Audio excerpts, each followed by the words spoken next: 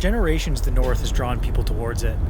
The explorers, traders, and dreamers, all following the same quiet pull toward places few roads reach.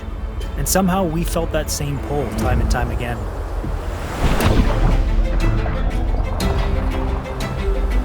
This is the story of one epic journey, nearly 8,000 kilometers across Canada's wild northwest. There's plenty to see in this beautiful country, but the North alone is enough to keep us busy for quite some time.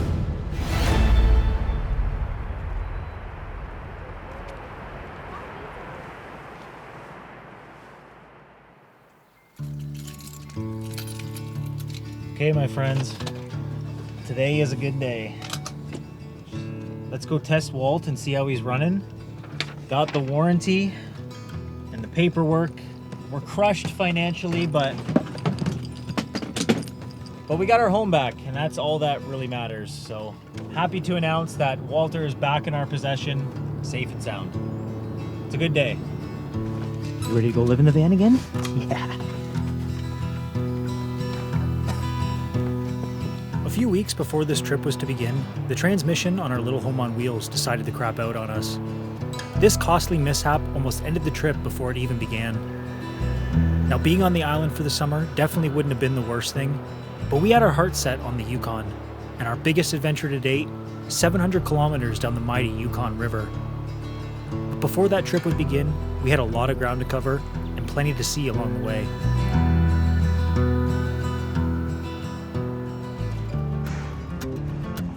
We literally just got here 2 months ago, totally new build, and here we are packed up and ready to go again. It's like this next chapter. I'm excited just to get back out there again. Well, I hope I didn't forget anything. I hope I didn't forget anything. You basically packed the whole van. You know, literally as the boat's about to leave, I'm like, did I leave anything anywhere?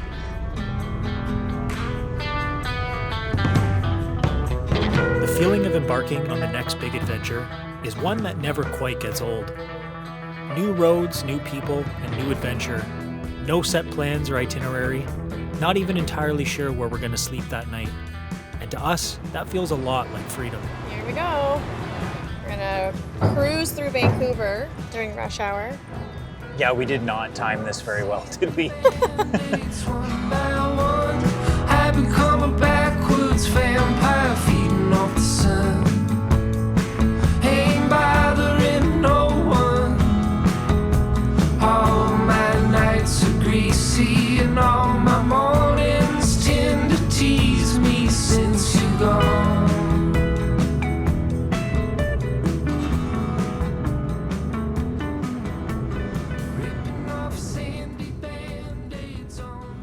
Well, this will be home tonight. This is Highway 3, otherwise known as the Crow's Nest, and it sticks out right away. It's right up, and we're putting that new transmission to the test right away. So we're at a pretty cool spot that we get to call home for the evening. This is the Hope Slide, and a pretty interesting story behind this place that I'll get into a little bit in the morning. But I think we're just gonna turn in, make a quick dinner tonight, and hit the hay, because we had a big travel day and we're back on the road, so it's gonna be awesome. Can't wait for it. This is the beginning of a new grand adventure. There's no feeling quite like it. It's always just such a nostalgic feel and just such an exciting feeling to get back out on the road and just see what's around the corner. So for now, we're gonna whip up a quick dinner, hit the hay, and we'll carry on in the morning.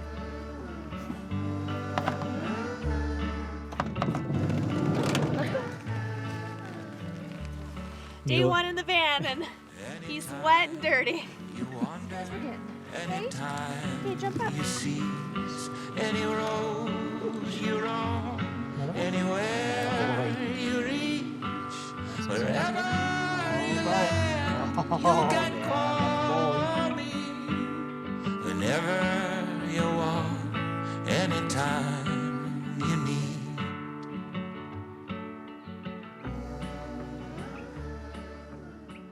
Well, we met a couple of the locals this morning, Mariette and Marvin, and they just gave us some well wishes to tell us to be safe on our hike this morning, because where we are, back in the 60s, there was an earthquake and then a massive rock slide that ensued right after that earthquake. And so actually where the van is parked right now is now nearly 70 meters above where the original valley bottom was. Because when the rocks fell, they fell onto a small alpine lake at the very bottom of the valley, and that mud and soft clay and all that water kind of raced up the adjacent mountainside across the road here and then came back down and wiped out everything in its path.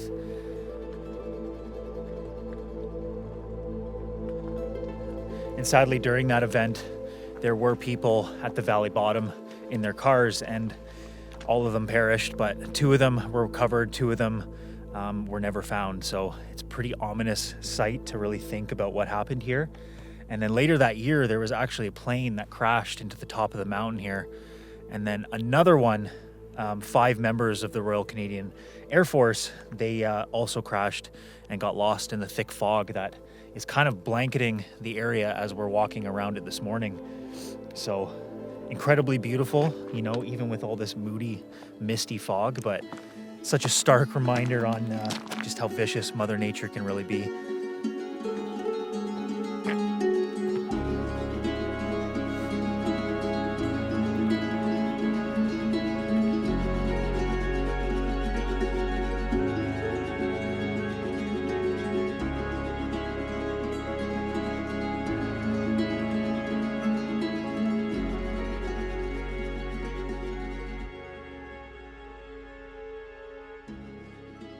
The marmots, she's still there on her rock, but the little one's over there, but it's like, it must be a teenager just like not listening to its mother. Typical adolescent. Yeah, it's just like hanging out over there. And then there's this one, the forever adolescent that only listens when there's food involved. Aww. Good thing you're cute. Good thing you're cute. Come on, champ. Let's go. Let's get on the road.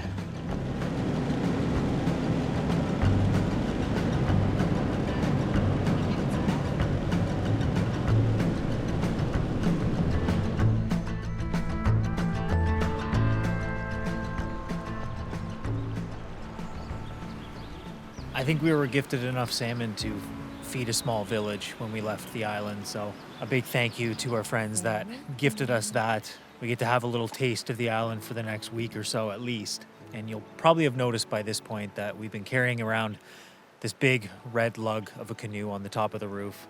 And that is because we have a 15-day trip planned down the Yukon River, which we are so incredibly excited for, just with all the stuff that has happened already with the van acting up and breaking down.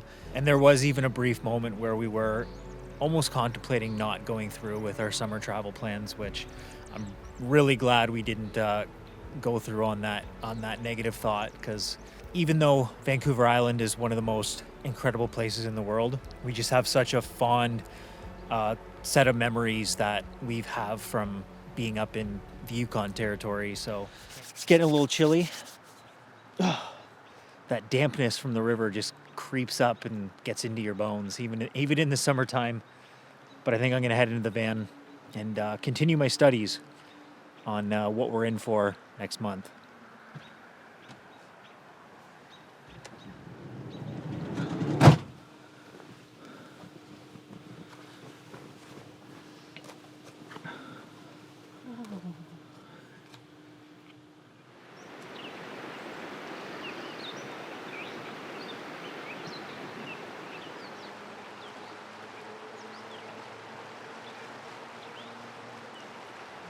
The trick is to not think about it, but I'm already thinking about it, so I think we just got to do it.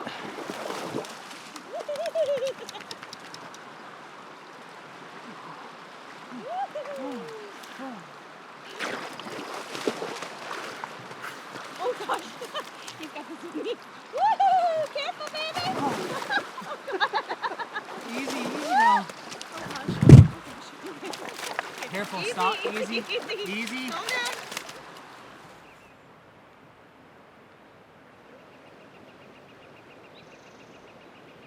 You know, one day you wake up and all of a sudden you're just really interested in birds, but as fun as capturing birds on camera is, there was like 20 horses, I think, that we saw. Alana noticed up the river all crossing simultaneously. And Just as then- we're about to leave, Yeah. we're just like getting ready to go, and then we did see a few earlier, but then there was just a bunch crossing the river. We're like, oh my gosh! and they all just started running across, like right across the river from where we're camping. So majestic, and they're so fast. Yeah, a couple little ones in there too, but Mm-hmm. super cool. We were just about to leave, and we got treated to a pretty cool show of horses.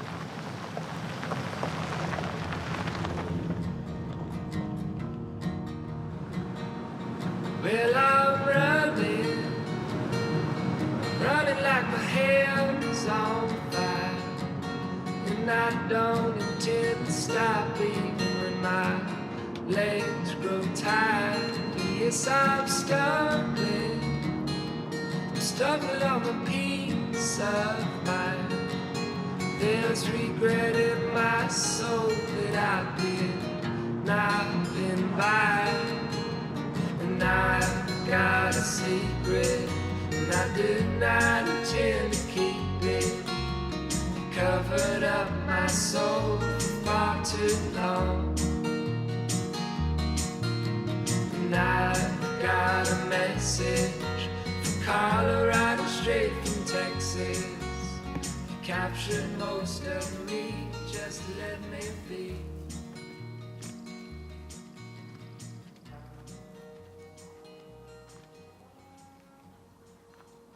Cheers.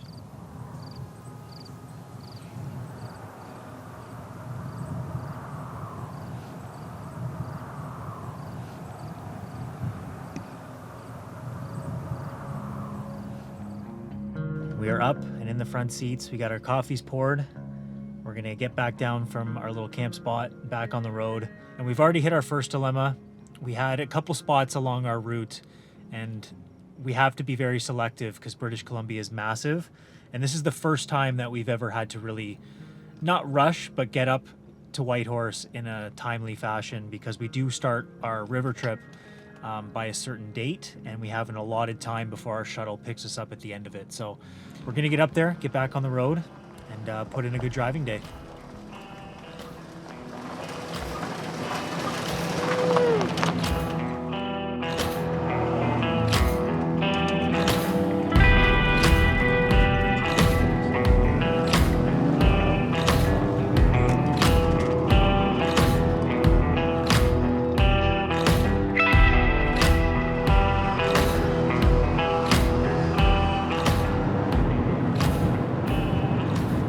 You know you're up north when you start seeing these things around.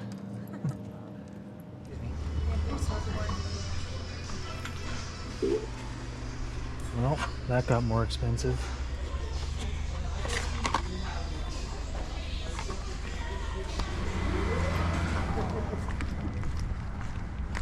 So during my little Canadian Tire trip, I was very excited to stumble across this makeshift toaster that we're going to be using, because when I was making toast this morning, I've come to the conclusion that it's just a huge pain in the butt to toast in the pan that has already cooked bacon and eggs or whatever else we've cooked. So I found this little guy at Canadian Tire, and we can put all of our bread on at the same time and toast simultaneously. But it has proved to be a lot more difficult to set up than the instructions are stating to. So We're making some progress, but the instructions just say to lift the wires and it's supposed to pop out, but it doesn't do that. And so it's a bit of a puzzle. So I'm gonna just put this last wire over. I don't know, maybe I have to go under, I don't know yet. I'm gonna try this first. Might have to be opposite. Oh no. So that's right. You got it. It just took way longer than it should But have. it's supposed to flatten down. There you go. Oh, Part toaster, part puzzle. there we go. We did it. I'm excited for breakfast tomorrow morning. It's been a few years since we've been in the small mountain town of Smithers. And the last time we were here, it was a super sunny, hot day. So things are looking a little different this time around, but happy to be back. And when you're in Smithers, you gotta go visit the twins. Hey there! So the trail continues all the way to the waterfall. but as soon as you get off the maintain trail, it gets just super thick right away. And these big, crazy looking tree stars here, if you're a Land Before Time fan. But we're gonna try and push on and see how close we can get.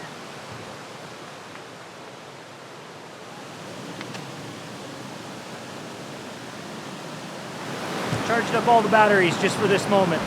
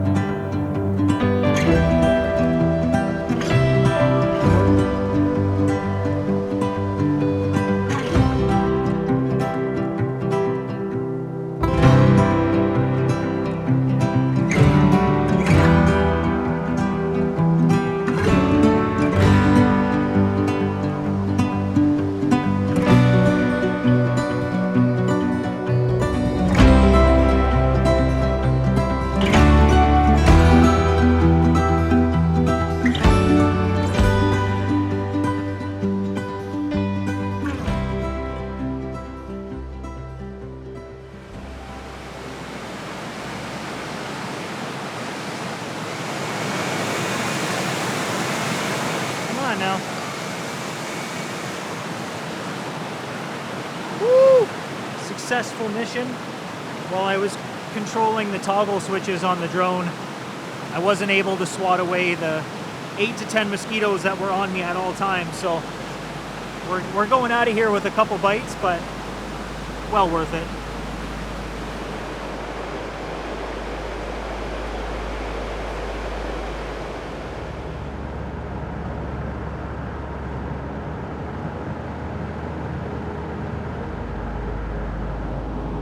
I feel like we're 8 and we just finished our soccer game.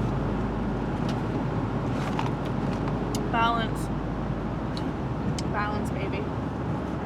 Well, this is where it really starts. For the next 700 kilometers or so, we're going to be traveling the Stewart-Cassiar Highway up to the Yukon Territory.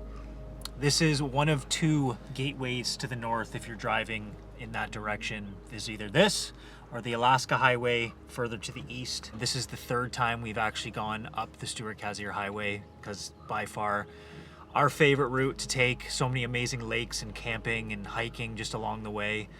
Let's get into it. I can't wait. Here we go. Stewart-Cassiar Highway. Let's do this.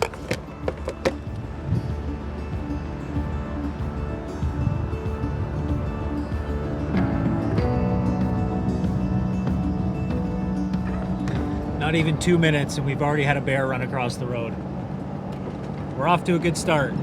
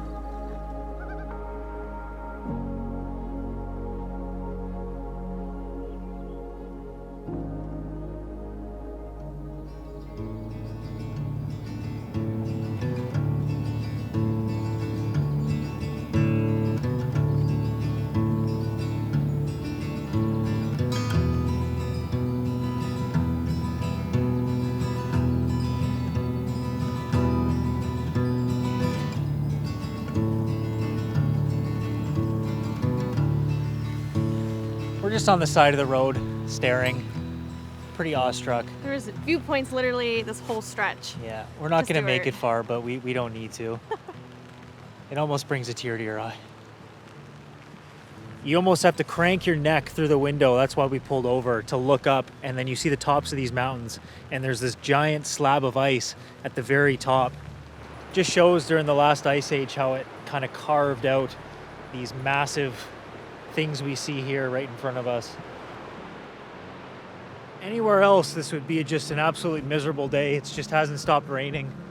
But here, when the fog kind of goes through this area, it just makes it that much more interesting to look at. I feel like when you're on the West Coast, you can't have a miserable rainy day. It's just so beautiful.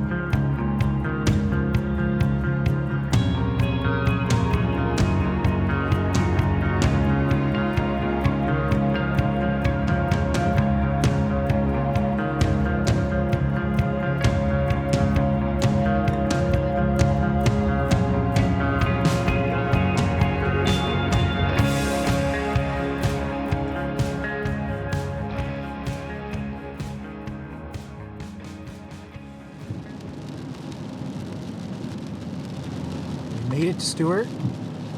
Stopping for a little lunch break. Late lunch, it's almost 3 o'clock. And we know that because somebody's bugging for his DINNER right now. The weather has not let up. It's pissing rain outside. But our destination is still the Salmon Glacier. So we get to say we went into Alaska today, but only briefly, because we're going to climb up that mountain road, make it to the glacier, and I have a pretty high suspicion that we're not going to see much of the glacier, but there is a window tomorrow morning where it is supposed to clear up. So we're going to go up there. Plan is to camp, and in the morning we should open our eyes to the most beautiful view we've ever seen. So that's the goal. We're sticking to it. So here we go. Let's go to Alaska.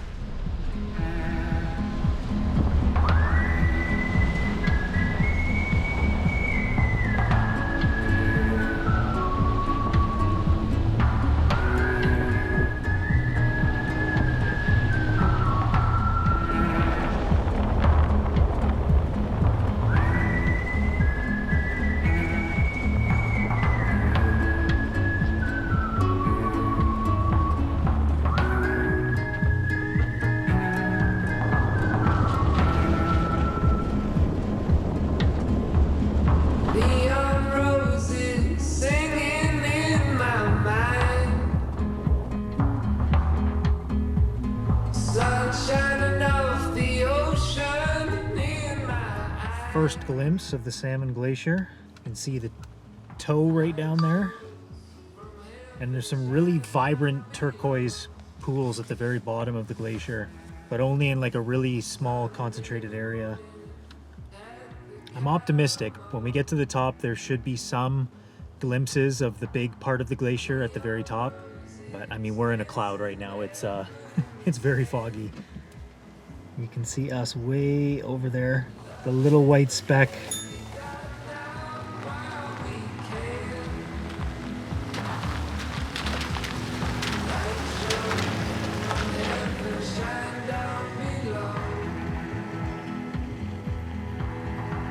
Sunday morning at the Calamar.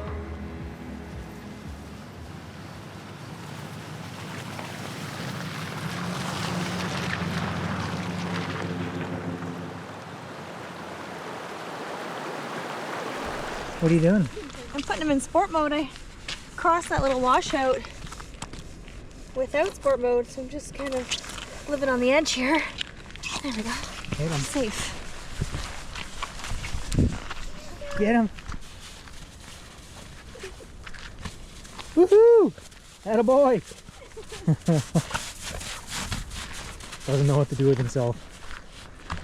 There's a lot of good feelings in the world, but seeing an almost 10-year-old dog get the zoomies is pretty up there.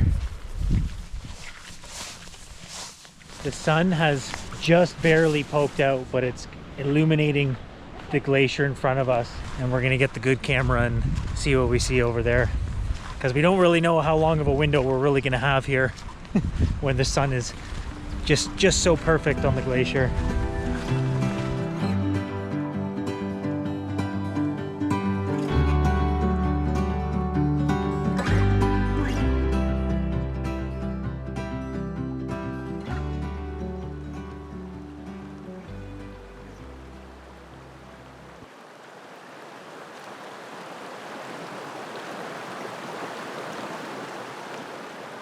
We've been bamboozled a little bit because from up top where we were earlier, when you look down, it looks like there's plenty of decent avenues to get to these little glacier pools. And then we walk down and get to that ledge, and it's just that. It's a ledge and a drop, and there's no real good safe way for the three of us to get down there. So we're staying up here, enjoying it from a little bit of a distance, but it's still really cool. You feel like you're in it right there with the glacier.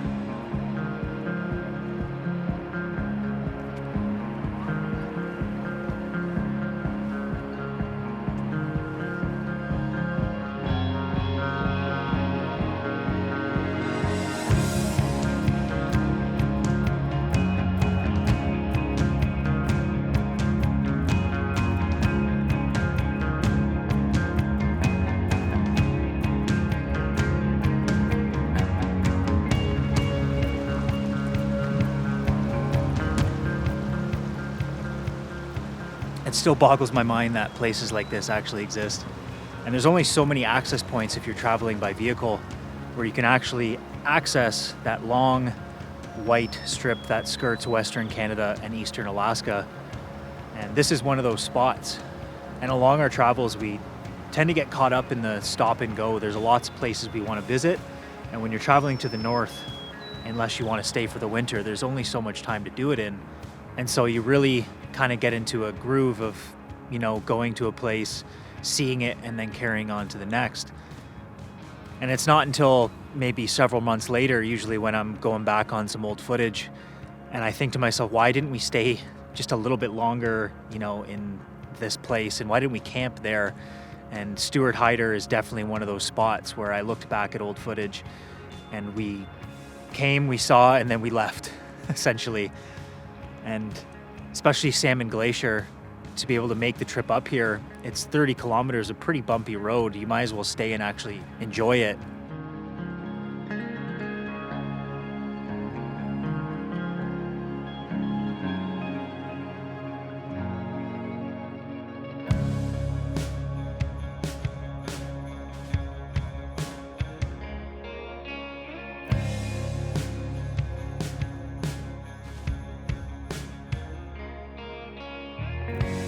Canada is full of small towns that at one point would have seen a major economic boom, to only a few short years later see an even harder economic bust. And some of those economic busts were so detrimental that the people living in those towns simply had to get up and leave to find homes somewhere new. And this was exactly the case with Cassiar, British Columbia. The town was built around the mining of asbestos long before the side effects of asbestos exposure were known. There were over 2,000 residents at one point. Workers and their families, children made friends and went to school here. But after 40 years of operation, the mine shut down, forcing everyone to have to leave the area to find homes somewhere else.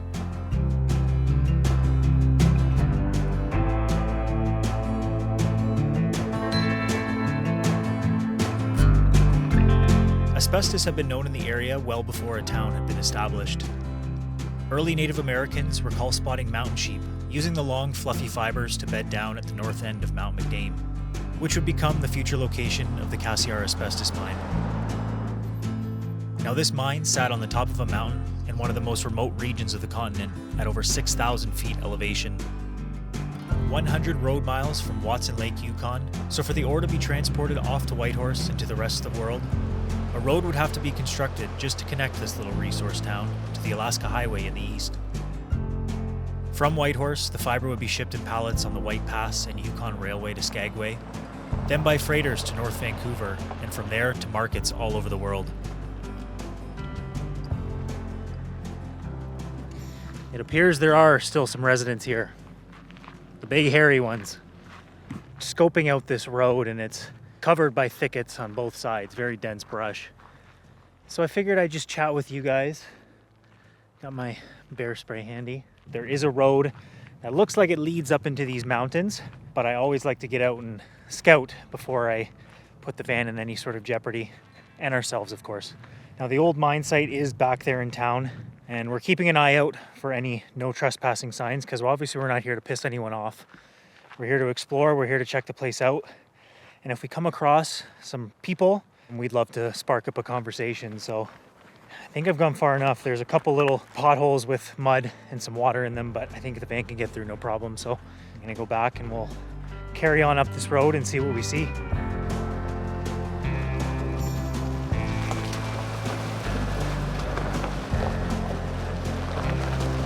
Yeehaw!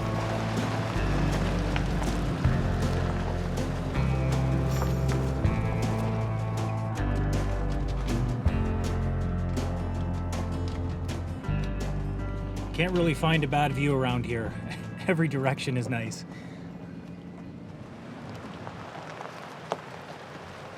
It's pretty nice. Yeah.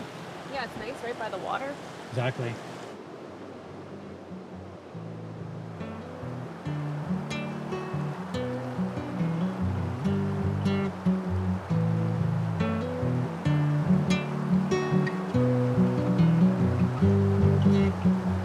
You guys are in luck. You stopped in on the right night. It's bath night here at Camp Walter, and we've got a freezing cold, crystal clear river right beside camp. So we're not getting in all the way, but we're gonna dunk our heads so we can feel fresh. No soap or shampoo or any of that nonsense. We're just gonna go for the old head plunge. How's that feel? It's good. My brain is numb.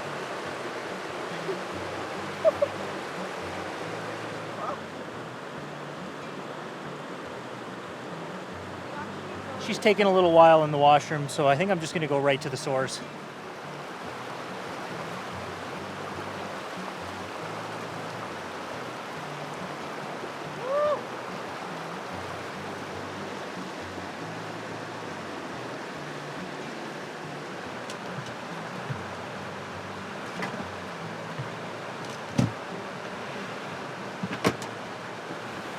This evening on the drink menu is a moderately cold, crisp Omission Ultimate Golden Ale, gluten-free.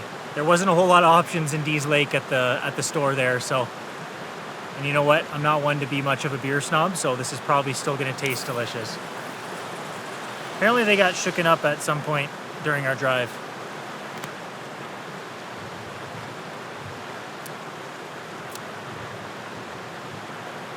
Not bad.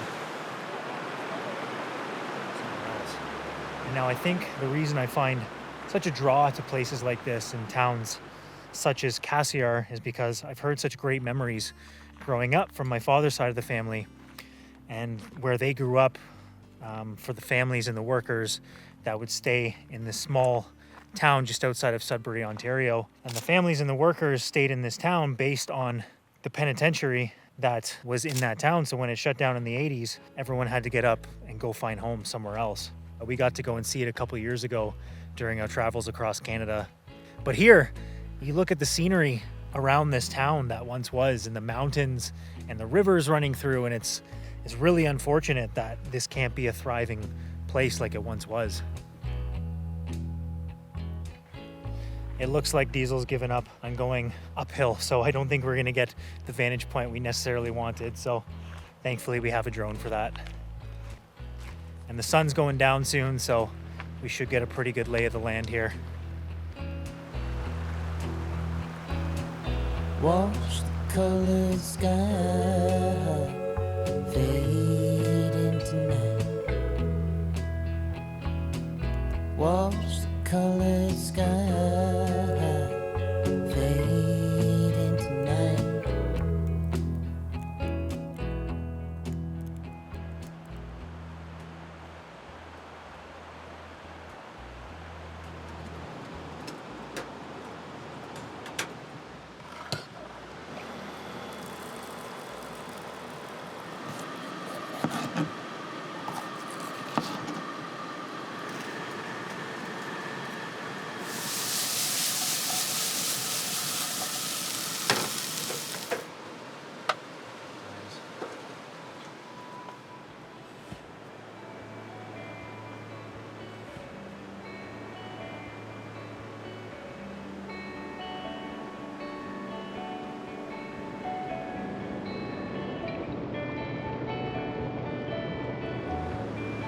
Well, you can tell we're getting further north. It is nearly 11 o'clock and I can still see the sun on the horizon. And I think on our trip that we start next week, we're not going to see a whole lot of darkness, so we may have to get ourselves a couple sleep masks or something. We're going to get to bed, get up in the morning and go check out the town a little bit. And we're going to continue our drive up to the end of the Stewart-Cassiar Highway, and I think we're going to stop in at one of our favorite lakes tomorrow. Potentially get the boat down. We are still on a bit of a rush just because we need to be in Whitehorse the day after tomorrow. So, got a little bit of a time crunch, but absolutely loving it out here. It's good to be back in some old places and, of course, checking out some new ones. So, we're going to get to bed. We'll carry on in the morning.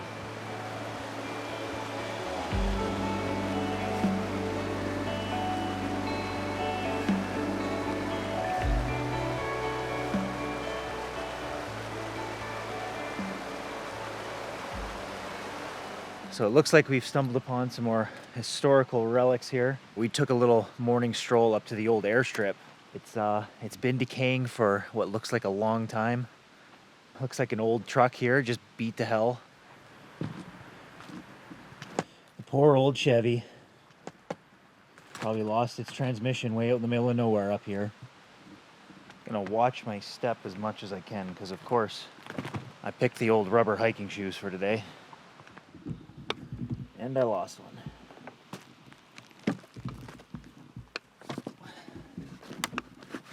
The rest of my team wasn't overly interested in stepping on nails this morning, so we got one chewing on grass and one waiting for the airstrip walk, so we're gonna head over there. You wanna do some airstrip sprints? Yeah. Get the blood pumping first thing this morning? Could do that. It looks like really narrow though, so I wonder when the last plane landed here.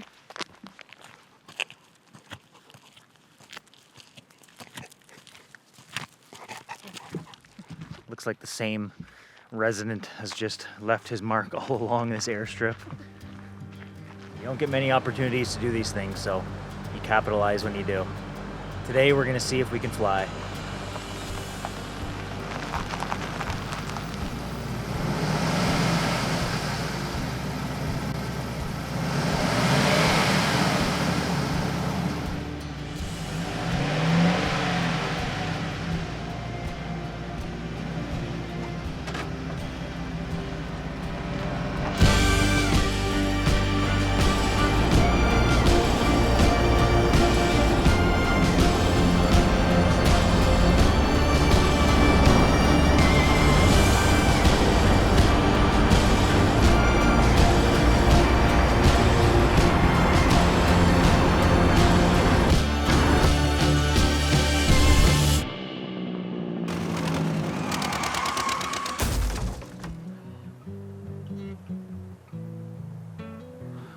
We're just at the end of the road here, and it's gated off. There's Scrappy Larry's, what appears to be a junkyard. It's all gated off behind. There's trucks in the way, so we're not going to go in there and snoop around. But you can kind of see from the aerial view, there's like the grid of where homes and side streets and stuff would have been at one point, which is pretty cool to see. But from what it looks like, there's nothing left. There was a church, actually, if you look back in some of the old articles on Cassiar, BC, and I think after 2015 it did burn down because I don't see anything in this area. So I think that wraps up our trip to Cassiar. It's cool to be back and to kind of, you know, go down the side roads and check out just the spots to camp and seeing the old runway and just seeing what once was. Everything just is really falling apart, and it's one of those really incredible places in Canada. There's so many of these little towns to explore and to kind of go back and just see and envision what it might have been like at one point. And it sounds like it was a pretty incredible place from former residents who have spoken about it. And I think they're still fairly close-knit from what I read. And I hope some of those people can see some of this footage and kind of think back on their time here.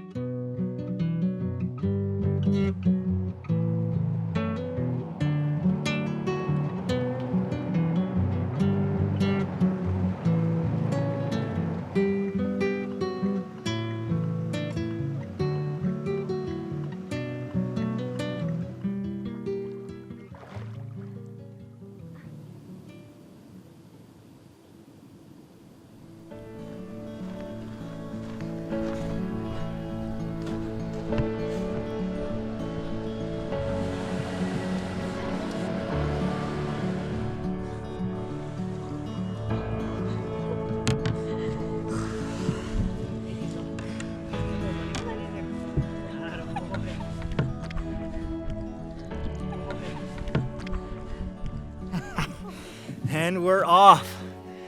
First paddle stroke. We are on the Yukon River, my friends.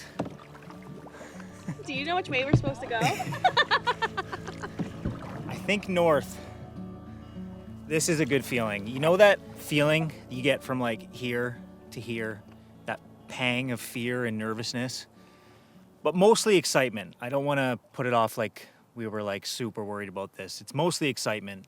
As soon as you get in the boat and on the water and put that paddle in for the first stroke, it's just, it all kind of goes away. It really does.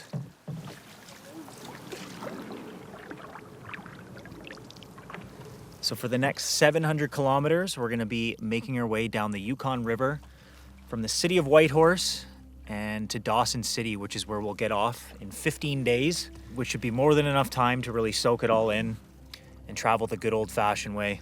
Before planes, trains, and automobiles, there was rivers, and we're gonna get to see this territory from a whole new perspective.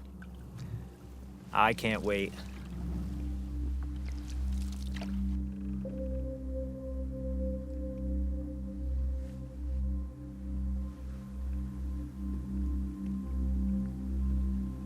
Well, following a current's where it's at. It's been about 20 minutes and we're already on to page 2. And there it is. The daunting Lake LeBarge. Our first obstacle, well, potential obstacle. It is a behemoth of a lake. I believe 60 to 65 kilometers from Upper LeBarge to Lower LeBarge. It's wide, it's long, and it's known to pick up winds like that. Just always have to be cautious because we could run into winds and you just want to be close to shore to get off the lake as quick as you can.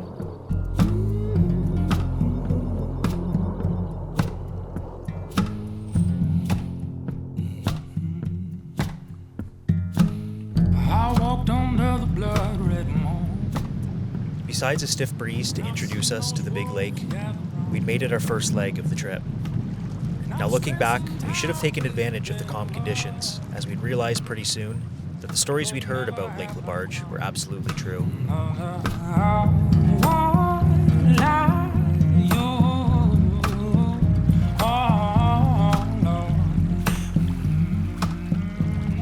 Complete polar opposite to what it was earlier.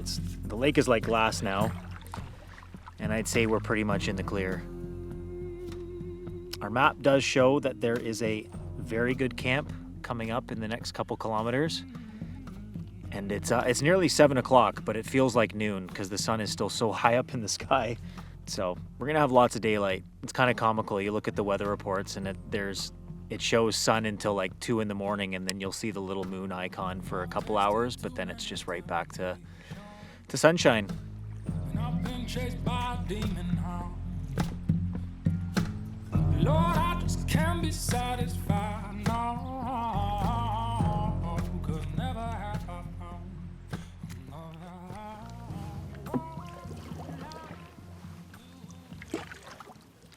We have a beautiful site.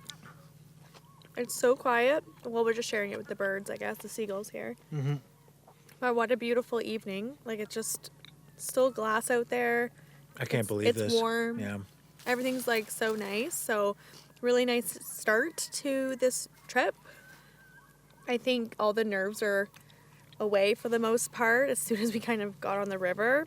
Mm-hmm. And just navigating that a little bit. It's super helpful to have the map just because we are totally going into a bit of the unknown. So feels good. I think we're going to sleep like babies tonight. Yeah. And then we'll get probably an earlier start in the morning.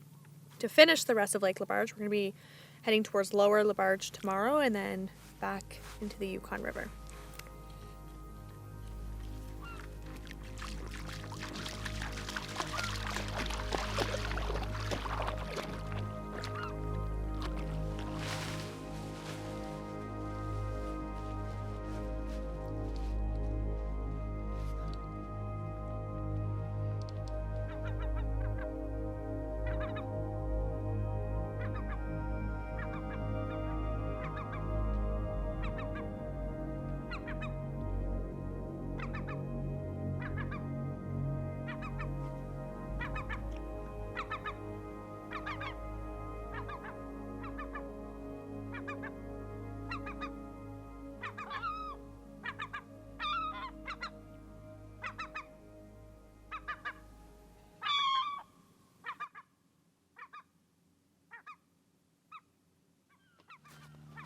We got some tough customers over here. Like every couple seconds I'd hear one or I'd feel one come like right above my head. Yeah, they don't like me very much. Those seagulls mean business.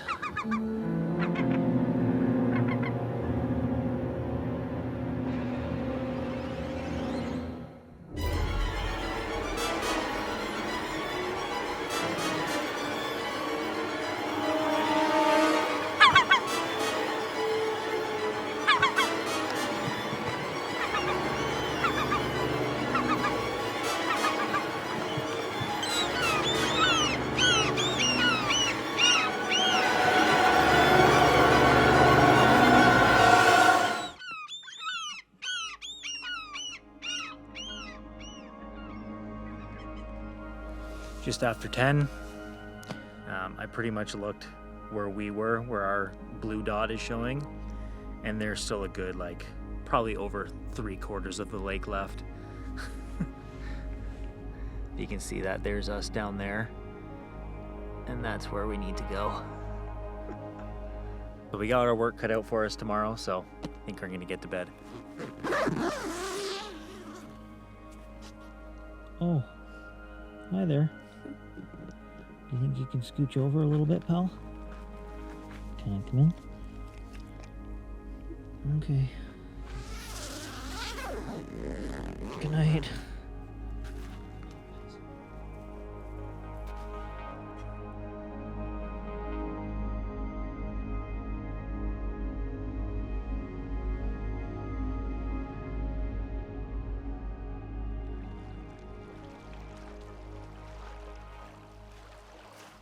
From where we are now, we have about 34 kilometers of lake paddling to get to the other end of Lake LeBarge. So without that current, 34 kilometers is going to take a little while. And we checked the weather forecast, and the wind is coming a little sooner than we anticipated as well. So we're going to get out there and beast mode this lake. Okay, morning's off to a good start. We haven't been dive bombed by any seagulls today. And we got 3 loons in front of us, wishing us well on our journey today.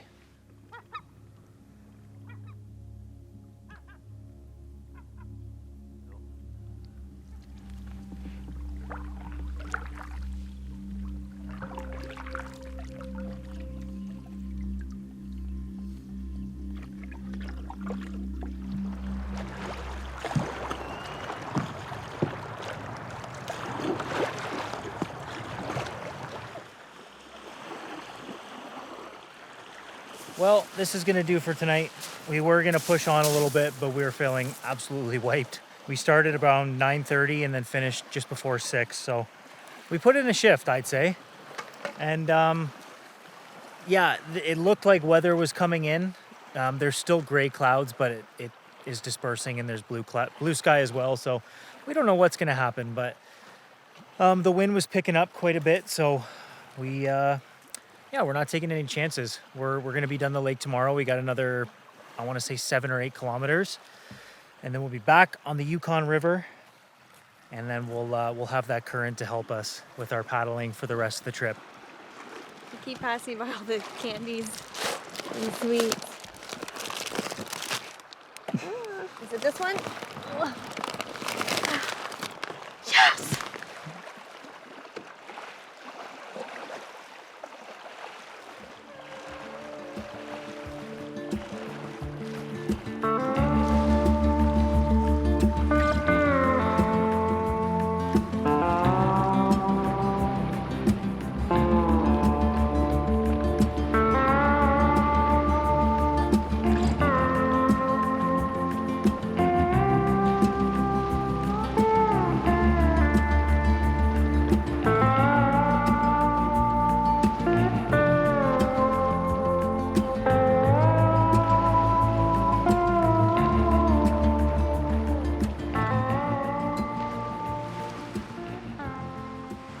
Well, it happened. We're windbound, and about an hour ago we packed up real quick because we did see another group of about 4 canoes go down, and they seemed like they were doing fine. And then we saw just another group now of 3 canoes going down, and they were fine. But what I think's happening is this little bay that we're in, between the shore and like 20 feet out, we're getting these really big waves coming in. So we did pack up, tried to go out, and we just ate a bunch of water. The nose just dived down, and then a bunch of water came over the front. So it's looking like we're just gonna have to stay here for the night. And the only issue is tomorrow, it's gonna be windier. So we do have a window between 1 a.m. and 8 a.m. where it's gonna be a lot calmer, about 10 kilometers an hour. So I think we're just gonna rest and then probably wake up really early and then make a run for it. But yeah, I feel kind of stupid about it now. We packed up and it did calm down, but for a very brief time. And I did see the other people doing it just fine, but you know what? It's outside my pay grade. We're not comfortable, making this maneuver here. So we're just gonna hang out and stay put. It's the safe thing to do. Been running off adrenaline the last 2 days, just being so excited to be out here. And yeah, we were feeling pretty tired this morning, so yeah, maybe it's a good thing. Happy birthday to you. Happy birthday to you. Happy birthday, dear Diesel. Happy birthday to you. Love you, buddy. Woo! Here's to 10 more, bud.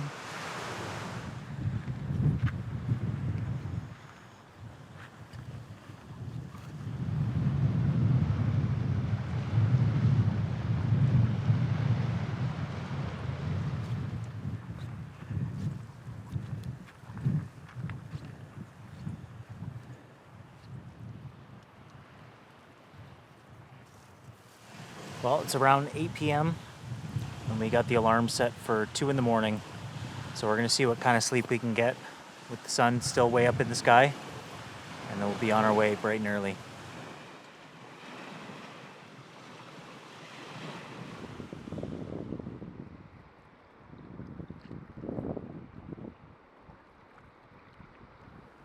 Well, it's just after 2 in the morning.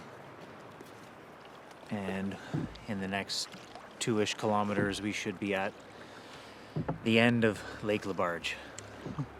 We got up actually an hour earlier than our alarm because I did not have a restful sleep.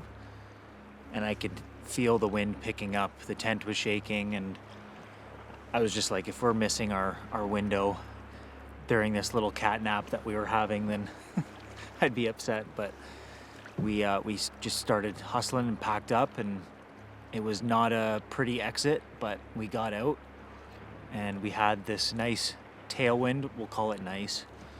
There was these big rollers, but I guess it was a gift in a way because it's pushed us significantly faster than we would normally be able to go. So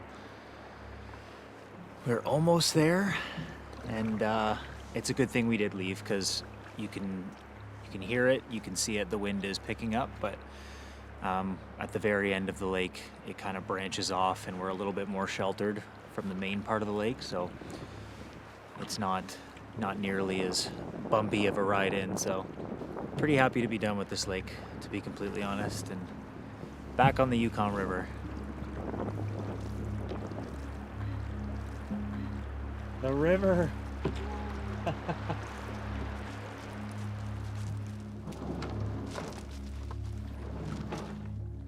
Finished Lake LeBarge, and we got a good jumping off point for the morning. We got a little bit of that moon. It just peaked above the horizon when we were on the water, and it was very vibrant red, so that was cool to see. But it looks like the sun's coming up now, but it's only after 3 o'clock, so we figured we might as well finish what we started and get some more rest, and then we're gonna take on the Yukon River first thing in the morning.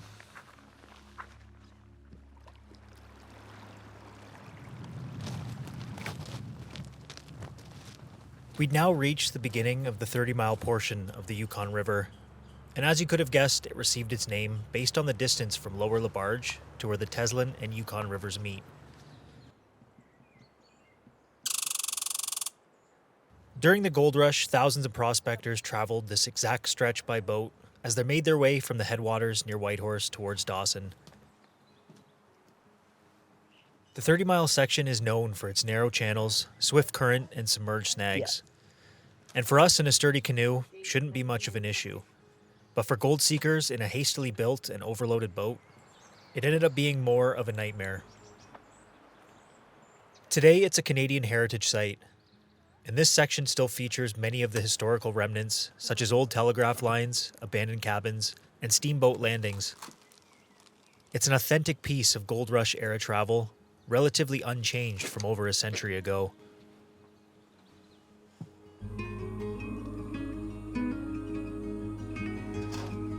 Someone's old gold pan.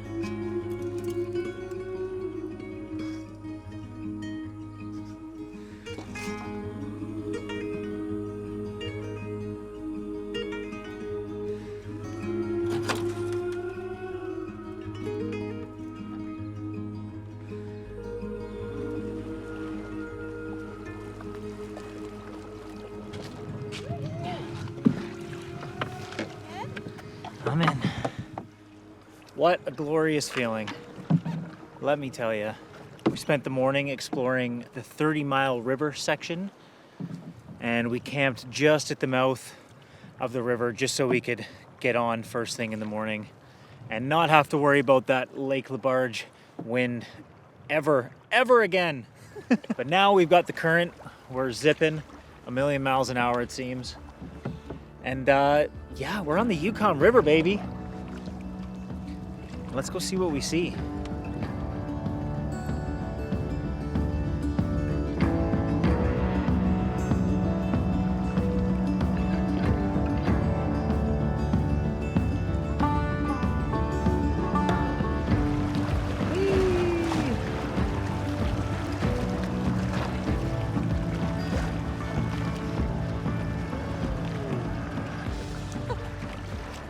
Right behind me here, to my right, is the Teslin River, and we are at the intersection. Paddling through, and Hootalinqua is right up here, and there's some old steamboats that we're gonna try and go find. But I believe it's on the island. There is the Evelyn, so we're gonna go say hi to Evelyn.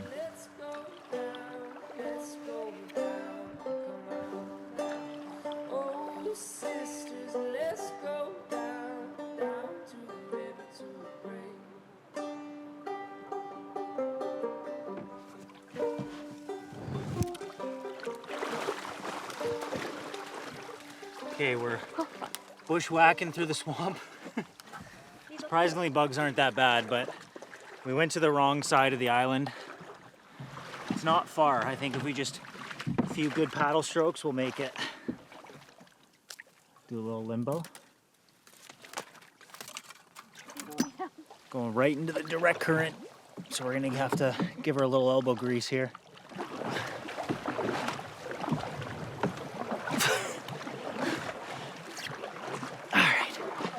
No.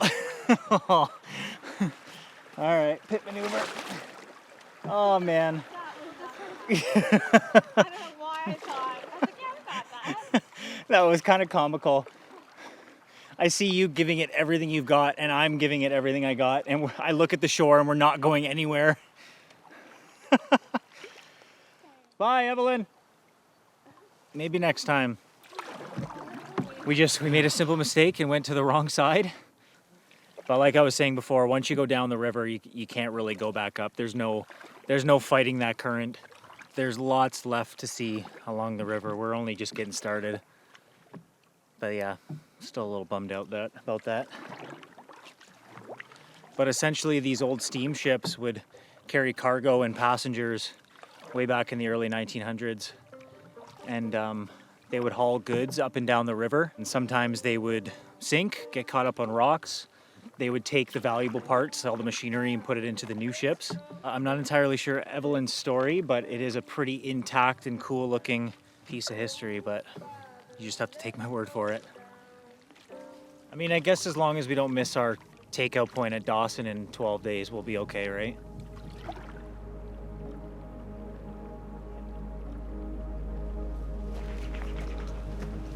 What beautiful country. I absolutely love it here.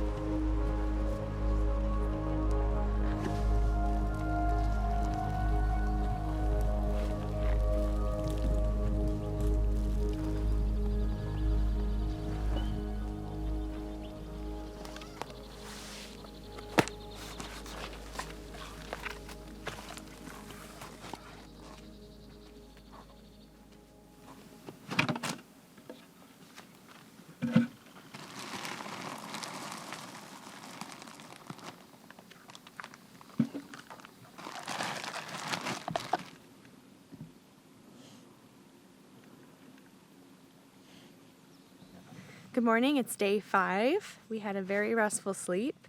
Rained most of the night, but now we have sunny sky with some good cloud cover. We're making pancakes in our pot. We have no butter, no grease, so we're just hoping it doesn't stick. Have a feeling it's going to stick. But if it works, this is going to be an excellent switch up from our regular oatmeal that we've been having the last 5 days. It's sticking, I don't know what to do.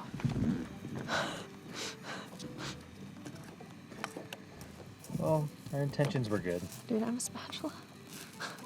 Do we not have I mean, I guess I can like leave the burning on there and just like.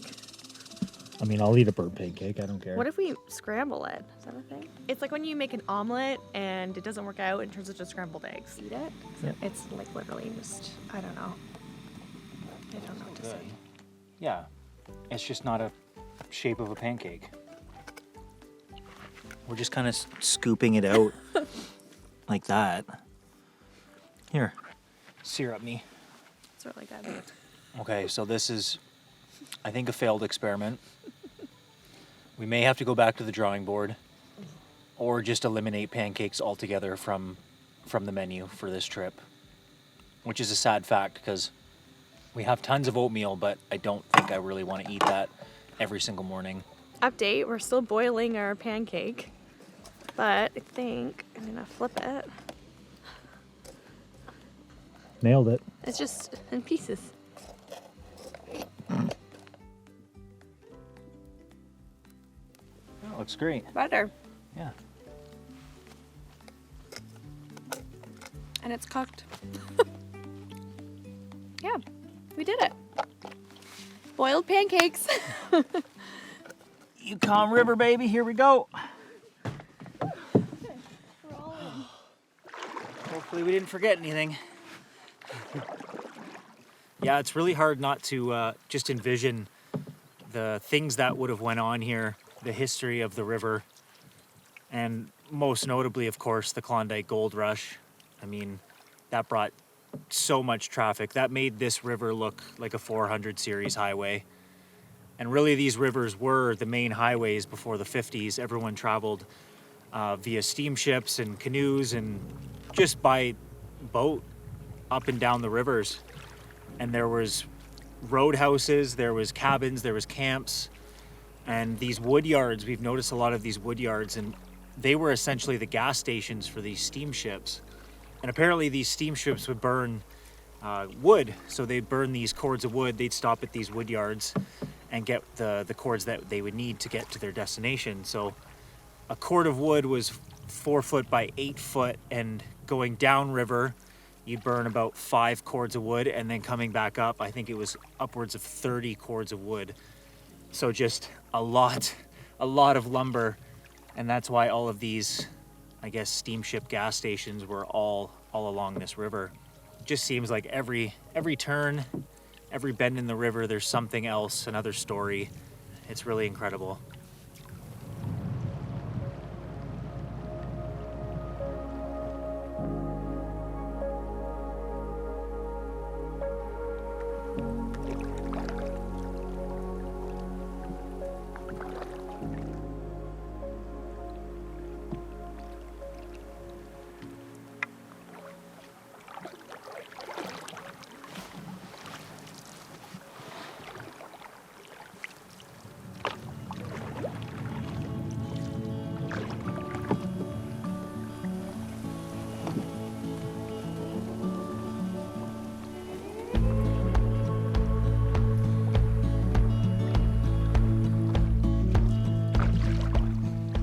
map has a camp right around this bend labeled, and we've been paddling about 3 hours, and we've just about hit our quota of 50 kilometers. So we were motoring, but the wind today has a little bit of a bite. So some hot food and maybe a hot fire sounds pretty appealing right now.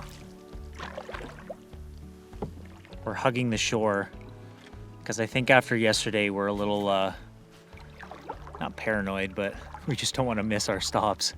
There's these things on the map called potential camps, but I think it really just means you have the potential of missing it or the potential of getting it if you can locate it in time.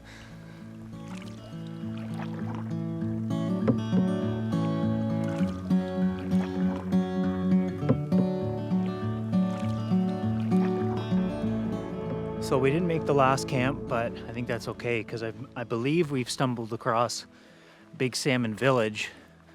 We saw a little, what looked like a path, so we pulled over, and we're already seeing some old log cabins and structures.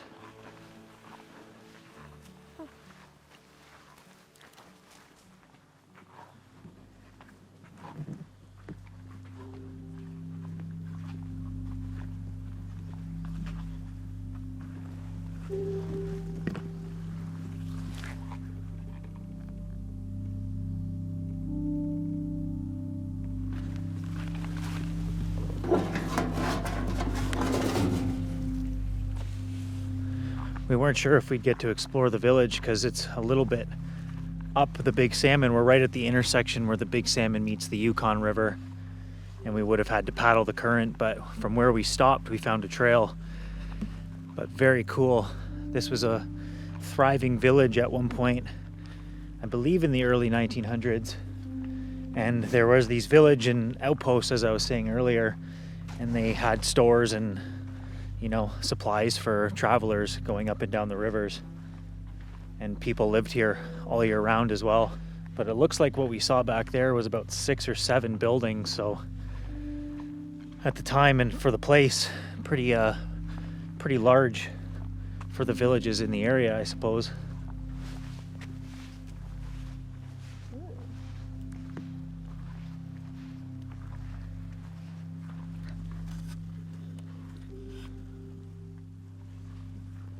In the early winter of 1897, James Walsh, the territory's first commissioner, was forced to overwinter near Big Salmon. With few supplies and the ice preventing him from reaching Dawson, he had then ordered the Northwest Mounted Police to turn back anyone not bringing with them at least a year's worth of supplies as they'd make their way towards the goldfields. The black flies have found us. Back to the boat. This supply, 3 pounds of food per person per day, plus all the necessary equipment and tools, added up to the famous ton of goods that stampeders had to haul over the infamous Chilkoot Pass.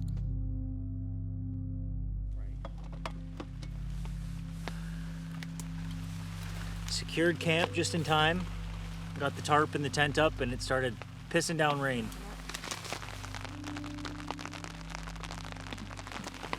I just checked the water to see if it was boiling, like lifted the lid, and it just smells like burnt pancake. Gross. Pancakes were good, but the pan just, or the pot just doesn't smell good. It's just like... We're just in our cottage, our home away from home. Tent's only about 30 feet away, but this is our little piece of solitude out of the rain. Bon appetit.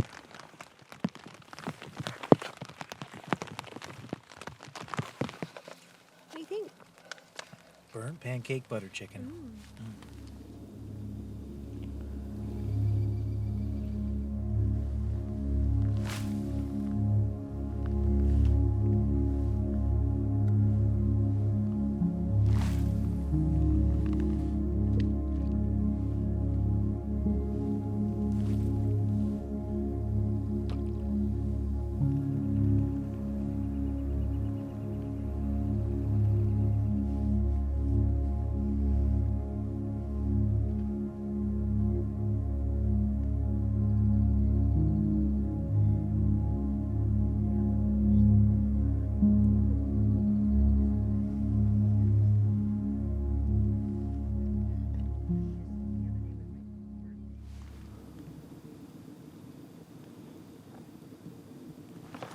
Wow, this feels way lighter. I noticed packing it. In the boat. VIPs first. Oh boy. Okay, push you off. On the water. Rain is gracing us with its presence. Gonna try and put in between 50 and 60 kilometers today. And that way we'll be in good range of Carmax for Carmax Day. Now, Carmax Day isn't a real thing. This is something we've just made up this morning. But mind you, it's going to be a glorious day. But it did pop into our heads that we are arriving on a Sunday or a Monday.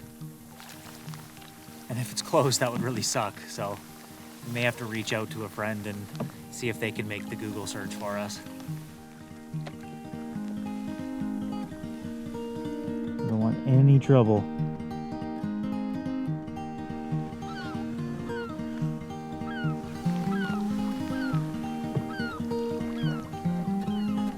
Good morning, Yukon River!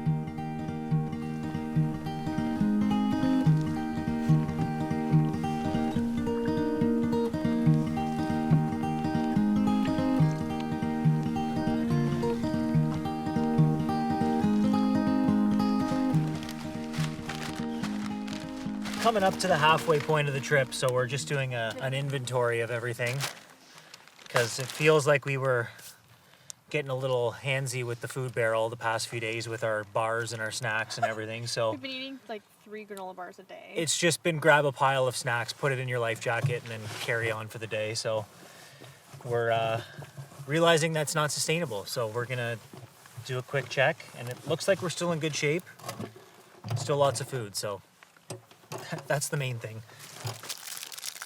I for the life of me can't figure out how these have made it this far. Willpower, baby. Yeah, if you know, you know. Sour Patch Kids. Once the Sour Patch Monster comes out, watch out.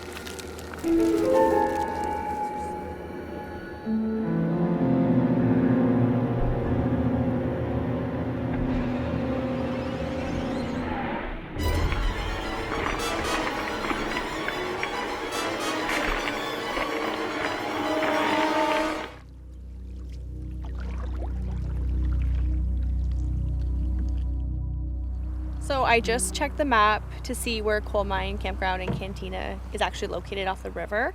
And we wanted to make sure it's actually open tomorrow just because we're planning on going there tomorrow. So I checked and it's actually pretty close and it's open today. So I had a little tiny bit of service, so I called them and just said, hey, what time is the restaurant open until? And he said 7 o'clock. So we are making our way there right now. We should be there very soon. And he even said if we want to camp there for the night, we're more than welcome to do that. And they're open very early in the morning, so we could also grab breakfast there too if we want. So sounds like it's Carmax Day after all. Perfect day for it, so we should be there really soon.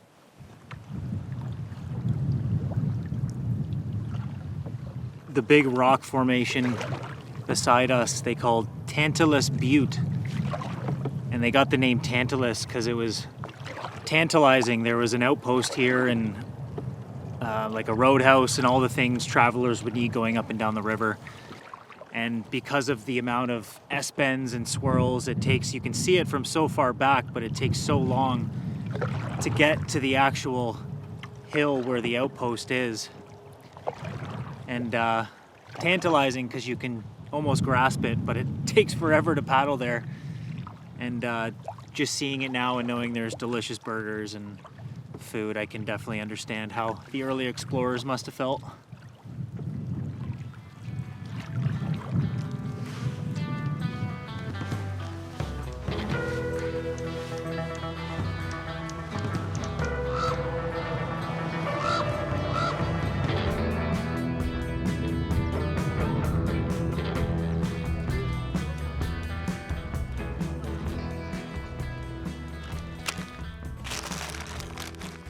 We made it.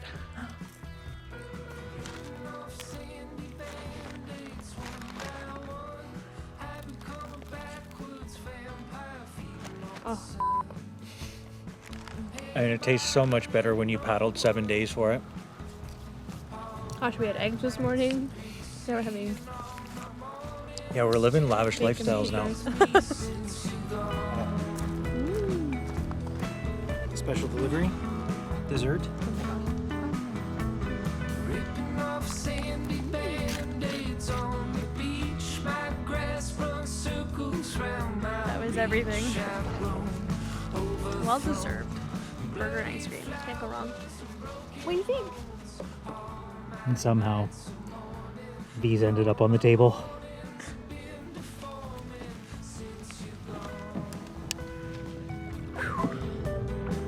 Okay. Thank you, Carmax.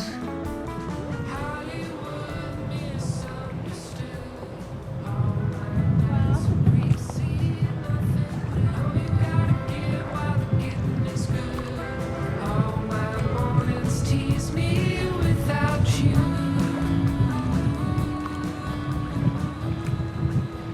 Well, this might not look like much to most people, but it's our home for tonight.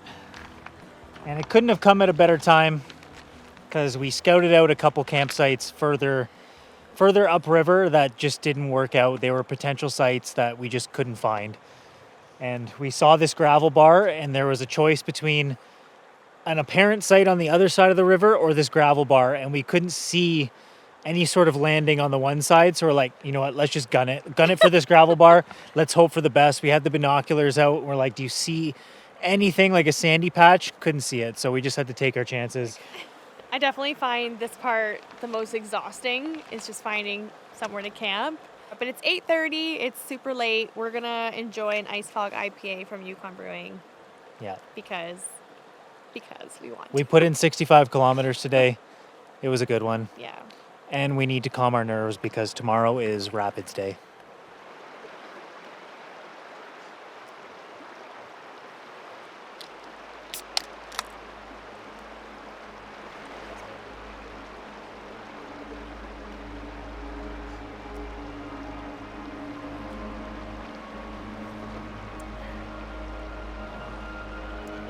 Woo!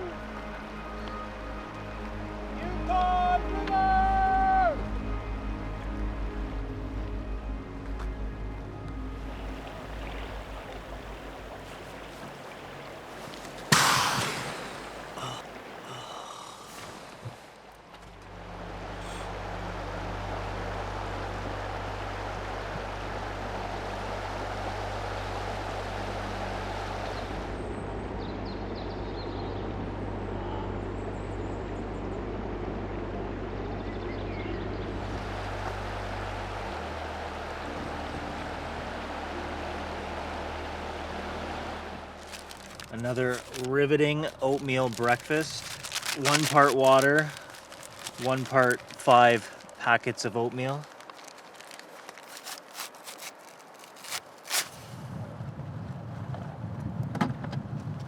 Let's just jazz it up a little bit. Since we can't have pancakes, Yeah. we're gonna use our syrup in other ways. So good. Sweeten that And up. just drink it. We've just been watching these birds. I'm not sure what kind they are, but they're up looking down at the river, and then they dive bomb like a torpedo down into the water, and I got one shot of it picking out a fish. It was pretty cool. But that's been our entertainment for the morning. And we're taking our time, possibly delaying what we have to do today.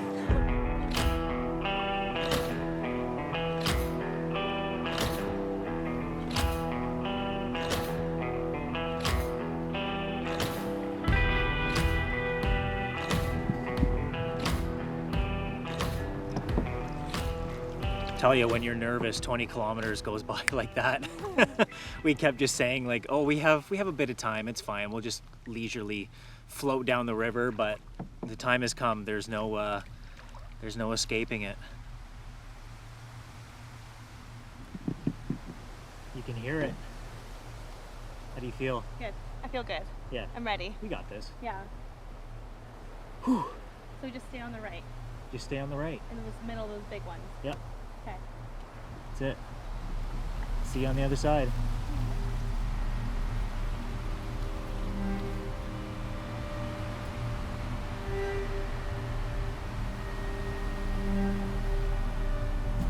What a different perspective from down here. Oh man.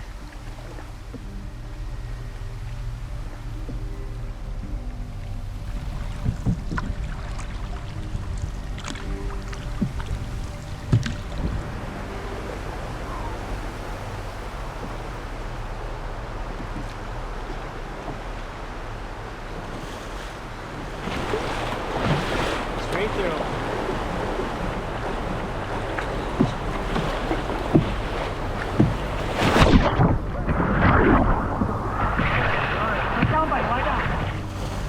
All right, keep going, keep going, keep going. We're all right, we're all right. Sit down, buddy, lie down, lie down, lie down, lie down. Keep going, baby. Keep going, let's get through, we got this. We're all right, we're all right. Get to the side, get to the side. All right, keep right, keep right. Ooh, we ate way more water than I thought. We're good, but we have a lot of water in the boat. All right. Let's try and grab the side here, if we can. Yeah, we have a lot of water in the boat. Okay. Lie down, buddy. Yeah, the Blue Eddy's soaked. Here.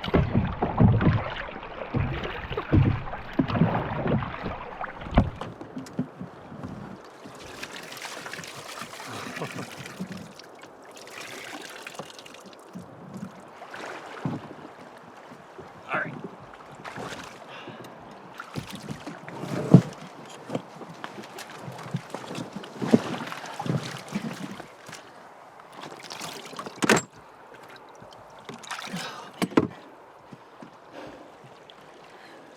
I am soaked.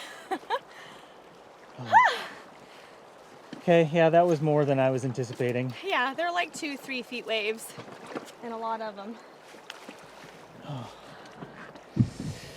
Yeah, okay, well, we finally found a spot where we can pull over. Because once the water's in there, it's just like a tippy bathtub, essentially. Like, maneuverability, your control is just all gone.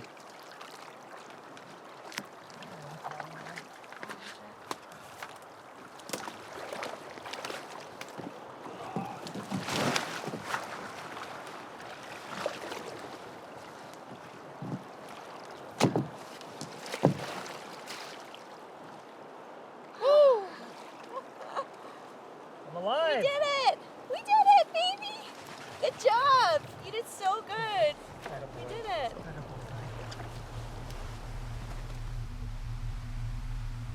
I can see how people get into whitewater rafting. Feel pretty alive right now. Now that I've calmed down a little bit. We do have some pretty menacing looking clouds to our left here now, so keeping a close eye on that, sticking close to shore. We haven't hit our quota yet today, but we definitely won't be if we start hearing some rumbling in the sky. 5 Finger Rapids, baby.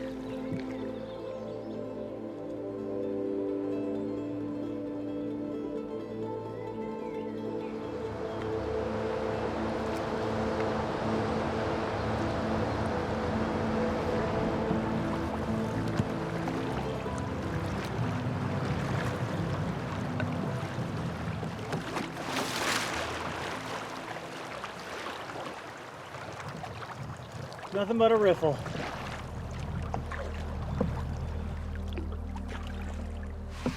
All right, rapids are complete. Those beers may be super warm in the barrel right now, but they are probably gonna taste pretty good once we get to camp.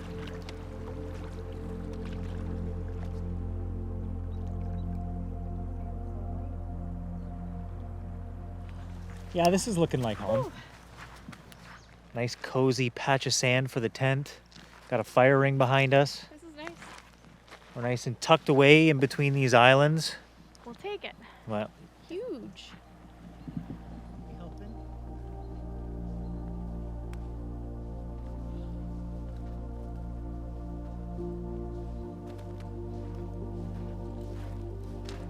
just finished up dinner and about to go into the tent to get a good night's sleep, but pretty sure the Blue Eddy, our charging power pack, is completely kaputzed.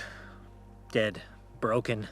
We had it in a water-resistant bag during Five Finger Rapids today, and that bag was not resistant to water very much. So we took in way more water than I anticipated we were going to. I guess just because the water levels are a lot higher this year. I'm not entirely sure, but we took in a lot of water in the boat, and it was floating around in there for too long. So I'm really hoping it comes back to life. Hopefully it dries out. We are at the halfway point of a trip.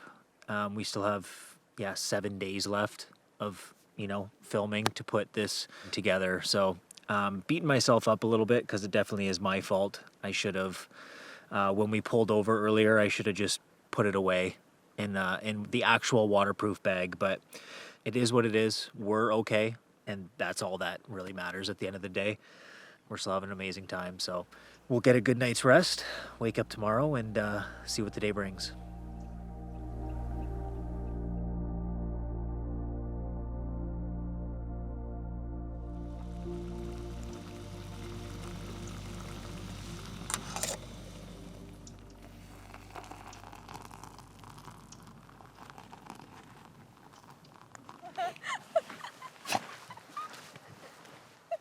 It's charging. Yay!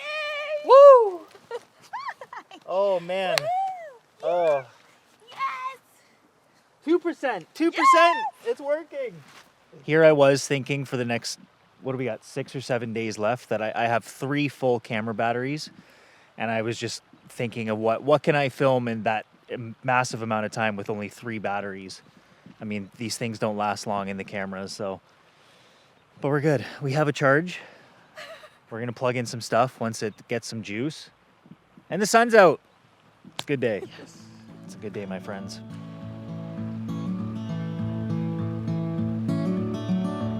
Diesel. Wanna go in the boat?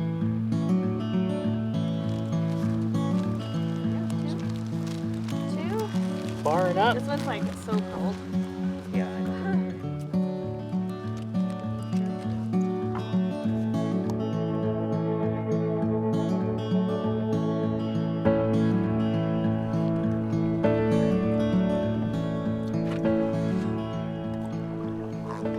11:45. Getting on the water at the right time of 11:45. Here we go. Day 9, baby. And we're on a sandbar. Shimmy, shimmy.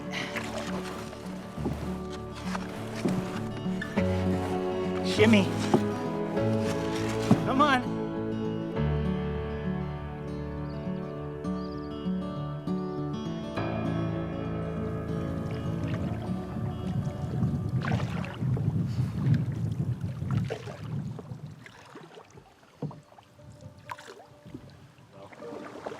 Found it.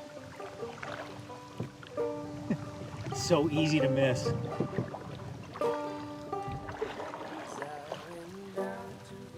This cabin belonged to a few individuals over the years, and it's one of the few cabins left along the river still in good standing. Back when the river saw lots of traffic, one of the owners was one of the many that had left their old lives and families behind in hopes of striking it rich during the gold rush. However, when it came time to face the music, and the rush wasn't as productive as most believed it would be, instead of the embarrassment of returning home empty-handed, some individuals lived out the rest of their days here in the territory.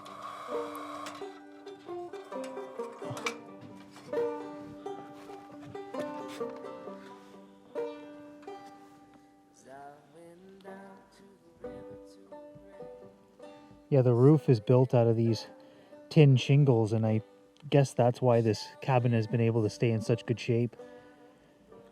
Generally, all these old cabins that you find all have the roofs collapsed because water and just weather over the years, they fall in and it essentially ruins the whole cabin. But I don't know if it's the original roofing or if someone did it afterwards, but pretty freaking cool.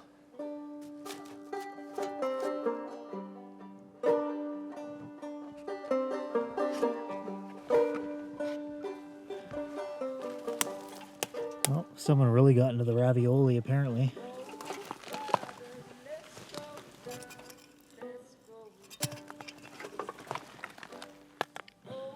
At what point does simple litter just become an artifact?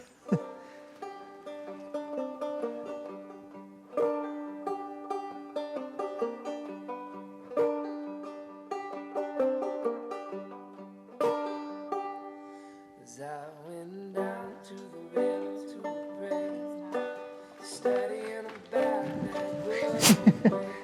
Who shall wear a star crown? The Lord show me the way. No, sisters, let's go down, let's go down, come on down. Oh, sisters, let's go down, down to the river to pray.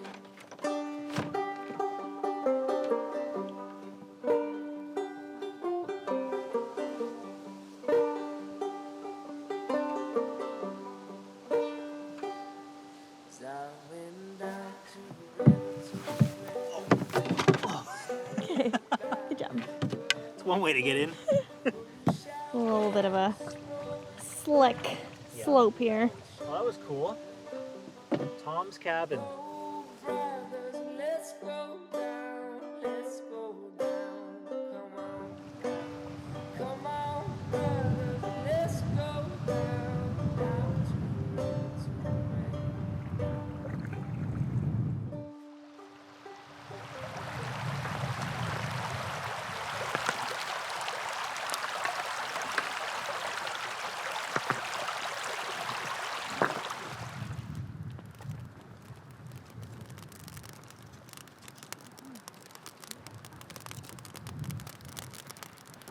Fire! I have made fire!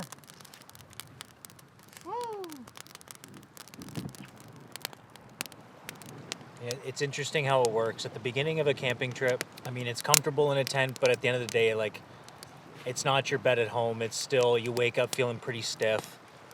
But after a few days, like, it becomes your cozy little domicile. Like, you're excited to cuddle up in there, and then you're excited to eat food from a bag. Like, you don't think about the other things. It just becomes normal. It's fun. It is. Yeah, it really is.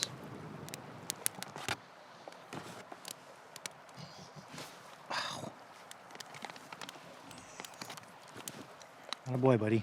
Do the dishes. Bring chocolate on canoe trips. Always bring chocolate. Always. Always. On camping trips. Or everywhere. Just always bring chocolate.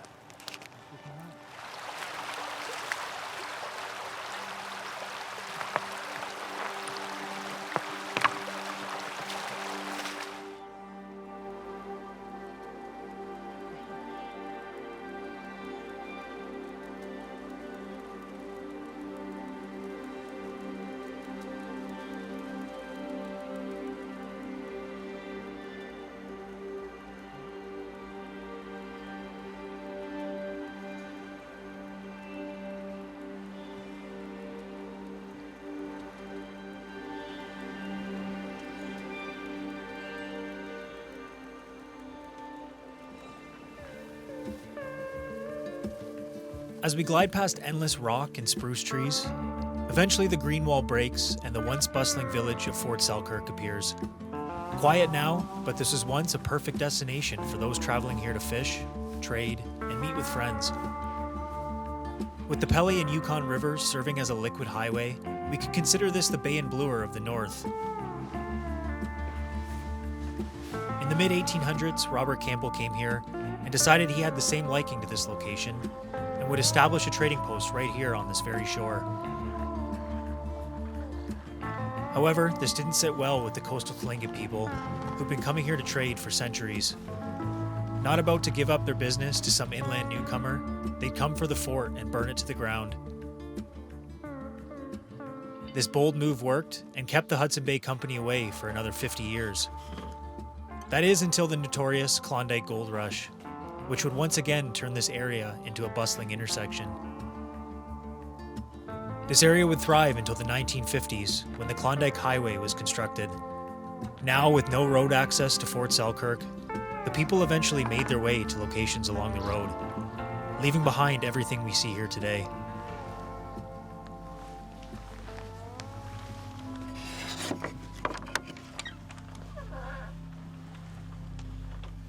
Okay. Probably enough of that.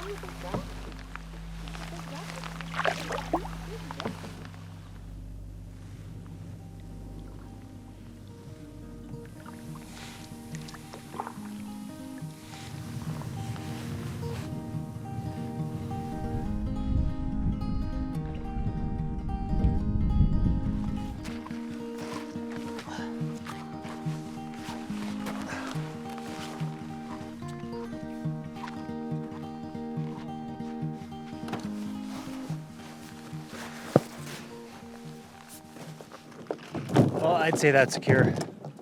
Got some dinosaur eggs to hold it down. And then I attached it with Diesel's leash at the front to another big rock. So it's not even supposed to be windy tonight, but you can never be too careful.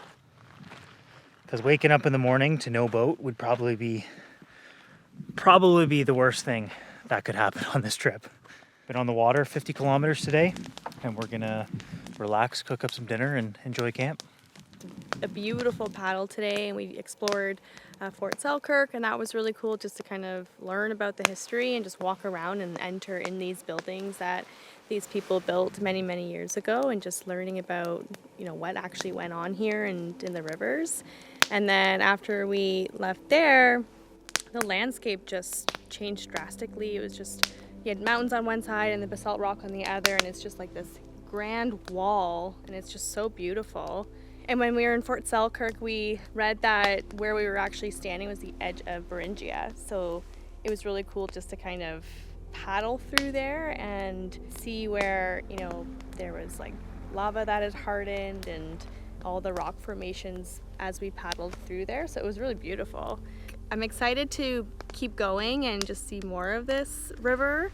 I'm also kind of sad that it's going by so fast because it is really beautiful. And like the river's just taking you along the way, like even if you're not paddling, so you really just have to soak up as much as you can because you can blink and then it's gone. It's a trip of a lifetime. So we'll have to watch our video over and over again. Yeah, this one's definitely struck a chord. We're still here, and I'm already missing it. If that makes any sense. We're talking about all the other rivers we're going to paddle. That's the thing, yeah. And we're just gonna get a plane and get dropped off in the middle of nowhere in Alaska and paddle out there. That's what we're gonna do. We have this bad habit of being on one really great trip and then talking about the next ones that we want to do. I think this was like the second day, and I was already asking Elena, like, you know, what other rivers would you want to do? But we're here right now. We're gonna soak it all in, enjoy some Mexican beans and rice and chicken, and attempt to put them in a wrap. Yes, we're gonna make some burritos. Thank you.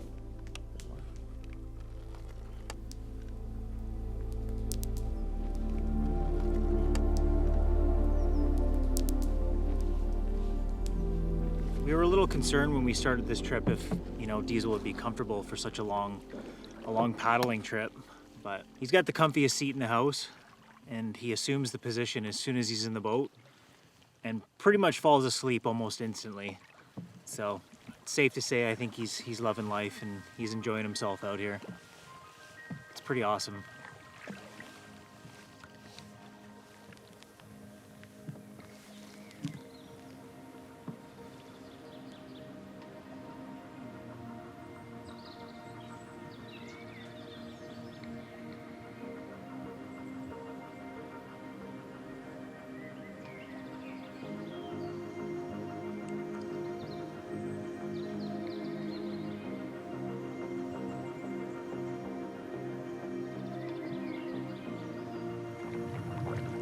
mountaintops really started to smooth out, but every now and again we'll get some good glimpses of these really big rock face cliffs. For the last several hundred kilometers, it's been a lot more mountainous in the beginning. So we're trying to find ourselves a gravel bar where we can have this view, because it's pretty darn nice. These are some of the oldest mountains in North America. That's why they have that rounded, nubbed peak. They've been worn down by the weather for millions of years. And actually a lot of this area was very dry, desolate land, but these mountains were exposed to all that weather for a long time, so that's why they have that rounded appearance.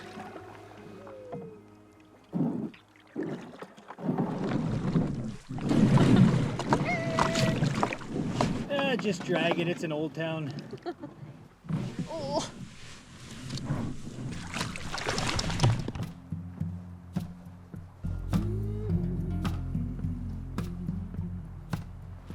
I think it's a go. However, we are breaking one of our rules because there's a couple prints here.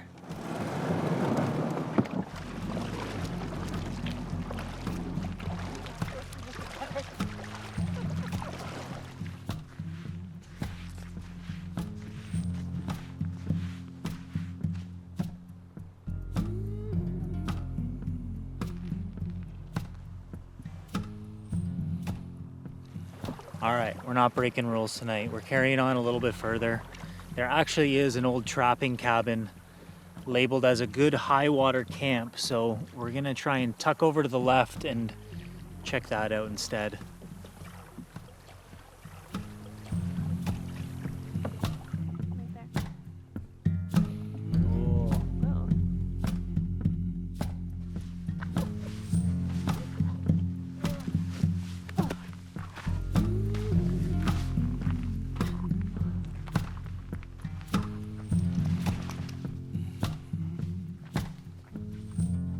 Missing part of the door.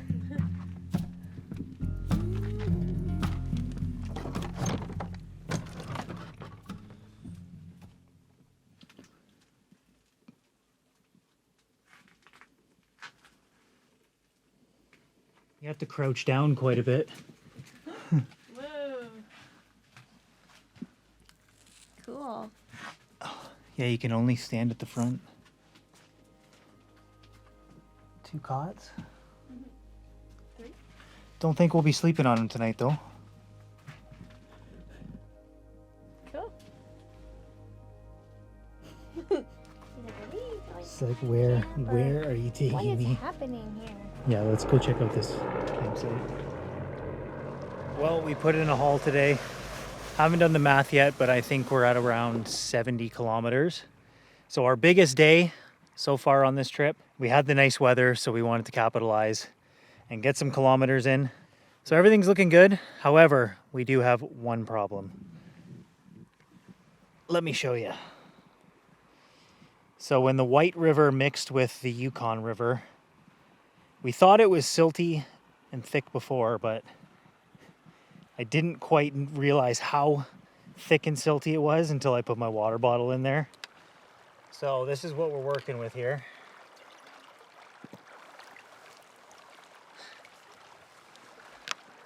I'm sure you can see or not see through the water bottle. It's milky. Now we can drink this river water, but what we have to do, I believe, is we have to boil it really well and then let it sit for several hours and let the silt fall to the bottom and then kind of scoop out the fresh water on top. Not ideal, but you got to do what you got to do for drinking water. There are creeks as well. So tomorrow there is a couple creeks coming up that we may just have to land there, fill up as much as we can, get that fresh water, because that's just coming down from the mountains. So we're also just staying on a huge sandbar. So it's constantly eroding, and then the power of the river is constantly making things shift. So we're staying near the middle tonight for one night. Should be just fine. But yeah, you don't want to be too close to the edge. No bear prints. I think wolf down there a little bit. And we haven't ventured around too much yet, so I feel better about it. We were really looking forward to chili and pad thai for dinner tonight, but with our little water situation, we figured the little bit of water we have left we'll save for coffee in the morning and also a little bit of drinking water throughout the night. So we threw a couple packs of just the rice and tuna because it doesn't need water. We're just heating it up over the fire and we're gonna call her a day. So honestly, after a big day, we're still super ravenous. So tuna and rice honestly doesn't sound overly bad.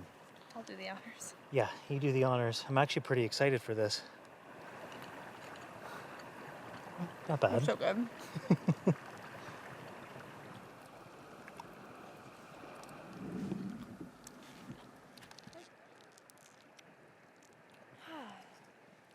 Well, we're gonna see how this works with boiling the milk water.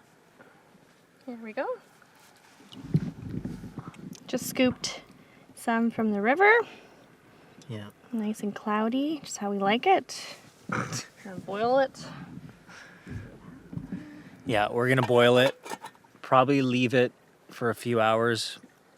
I mean, we'll be sleeping, so chances are we'll see how it is in the morning and see if it's drinkable.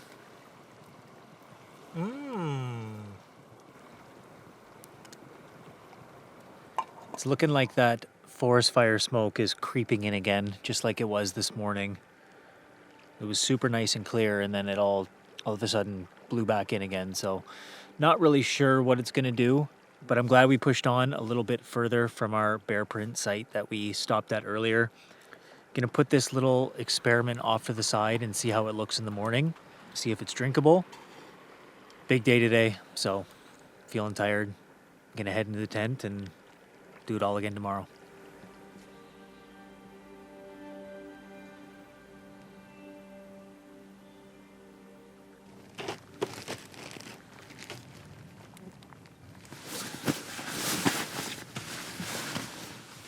It's a little sandy in there today, huh? Just a little bit. Something to chew on when you're hungry too, right? You just never know when you need a sandy snack.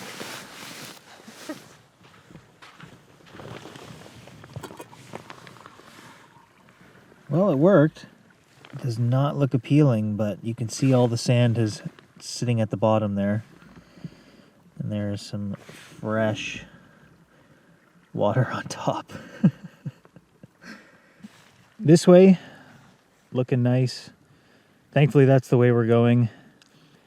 But it looks like we're going to be racing against this over here. I think we're going to boil some of that water, get the coffees poured, and then pack up and just carry on downriver.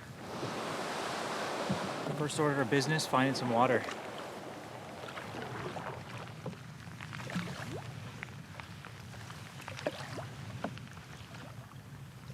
What you got there? Coffee. Coffee for the road. Yeah. First time having our coffee in the boat, I think. It's kind of nice. It's nice. White and Yukon River coffee water. Taste test.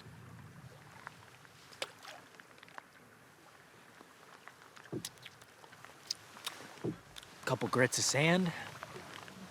Still good though. Saving our water for morning coffee was definitely the right call.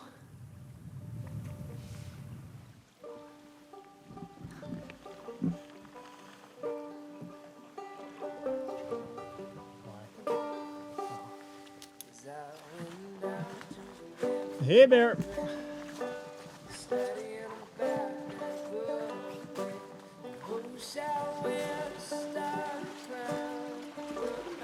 Looks like we found the source.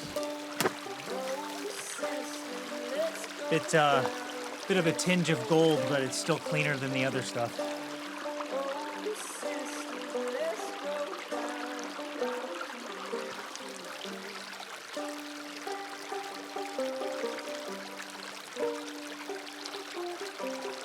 High quality H2O. Looks like you got some water. It's so nice and cold. I could see that from the bottle, the condensation on it already. We have hit the 100 kilometer mark and we'll be rolling into Dawson in no time. But we keep reminding ourselves to take a second and take it all in and enjoy it while we're still out here.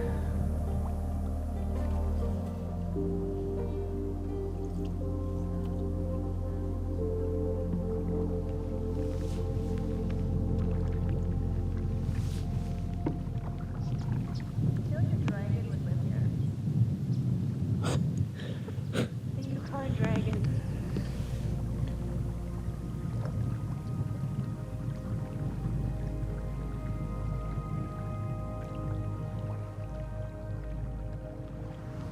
Can we go in between these two? Maybe not. Looks like we're gonna get beached here. Oh. We done beached ourselves.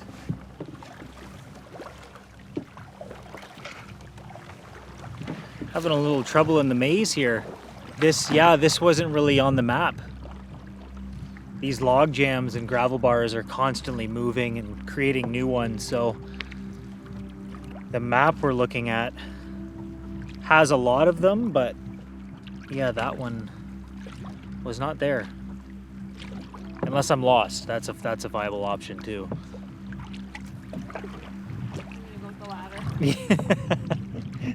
Fair enough.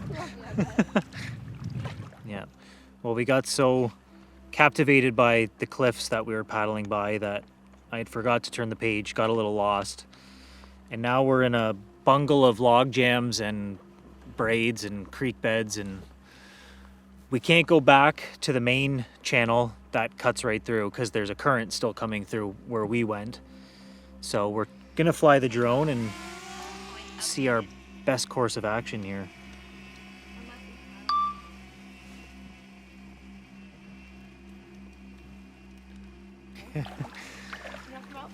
So we're halfway up the next page, and Alana just, because I saw these very interesting looking rock formations on the opposite side, and they're always labeled. When there's something that's kind of out of place, it's always labeled on the map, and I'm like, why am I not seeing that? There's nothing marked. There's nothing on here. And so Alana shows me the map, and we're halfway on the next page, so I was way off. I don't know. It's okay. We found ourselves.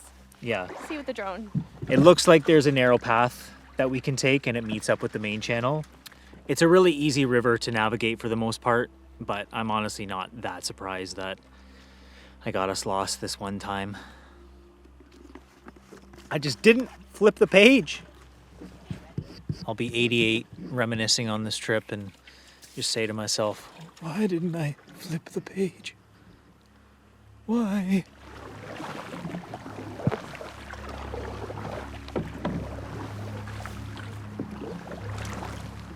There you go, we got it. Passing by 60 Mile River, and it is crystal clear, so we pulled up a little bit. We're gonna take advantage. Probably take a little bath.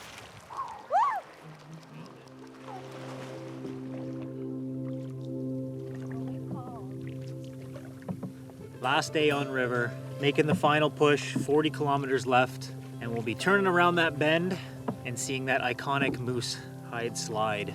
And that's how we'll know when it's time to get off, because if we don't, I guess we're just floating on down to the Bering Sea. But what a gorgeous day. Wrapping up this trip, can't believe it, 14 days on the river, and that gives us our 15th day to spend time in Dawson City and hang out. 700 kilometers, I can't believe it. From Whitehorse to Dawson, it's an incredible feeling. What an accomplishment. Super proud of these two. One of our favorite places in the world, the Yukon Territory, and just being able to gain such a new perspective on this area. And we've traveled through here several times, but you really can't immerse yourself in it as much as you can like traveling the Yukon River. Awesome. The Yukon freaking River.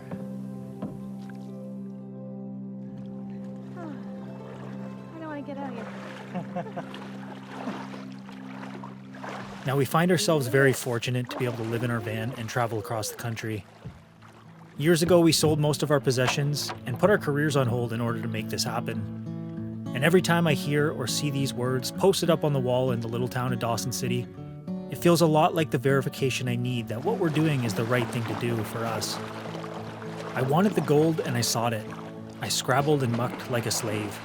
Was it famine or scurvy I fought it? I hurled my youth into a grave. I wanted the gold and I got it. Come out with a fortune last fall. Yet somehow life's not what I thought it, and somehow the gold isn't all.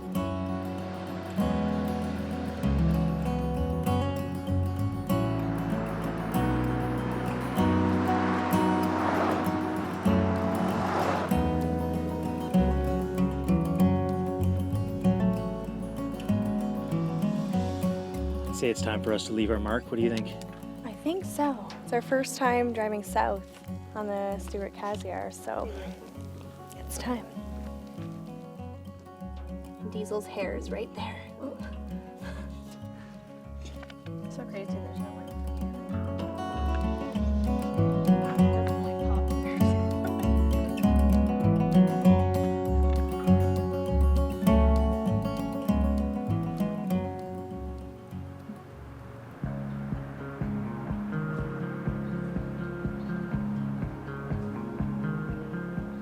Well, today was a bittersweet day. We left the Yukon, but rest assured we're still in British Columbia and it is nothing short of beautiful here.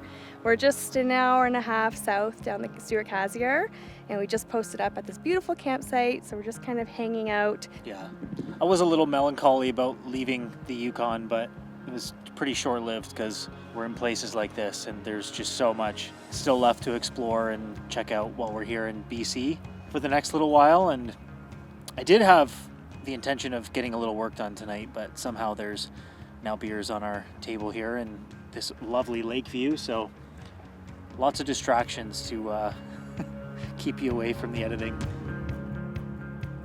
But yeah, we're gonna hang out here for tonight and then we're gonna head towards Dease Lake and check out a new road and a new adventure over the next week. So we're really excited to do this because this has been one of the stops we've been wanting to do for the last 3 years.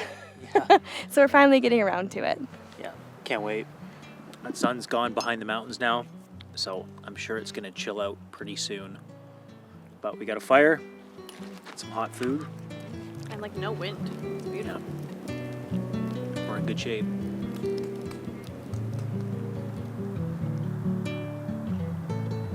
I could be and be free. Go to every party and be me and funny. Maybe then we'd see.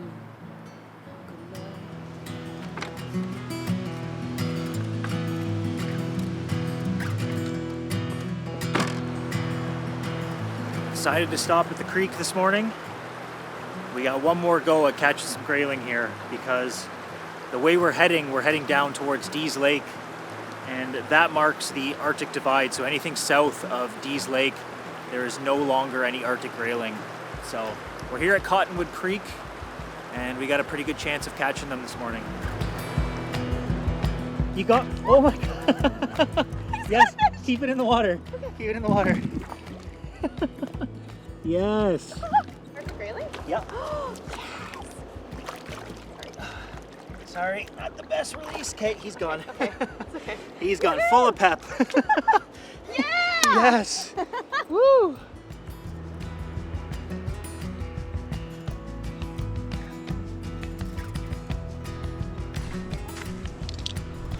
Nice. Get it. You got it, you got it. That's a nice one. Oh, that's a great size too. Elena's got 2 on the board, but it's so cool. You can bring them to shore and you can see them. They have this blue color when the sun hits the water. You can see that tinge of blue on their fin. And just, yeah, such a cool looking fish. But with the barbless hook, they essentially, once you let your tension off for even half a second, they can just spit themselves off and carry on. They don't even have to come out of the water. That was exhilarating. Let's see if we can get another one. Okay, go for 3. Okay.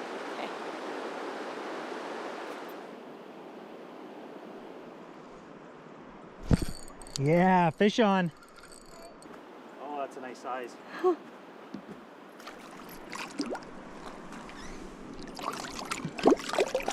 Come here.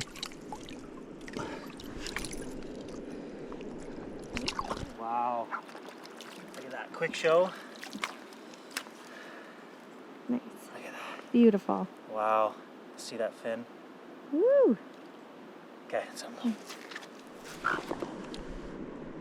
there he goes. Yes. Why is this is so fun? This is so much fun. Woo! We're on the board.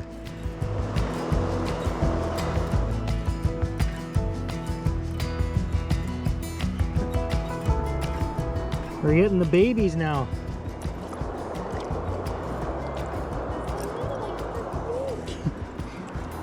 There you go. Oh, he's so little. Yeah.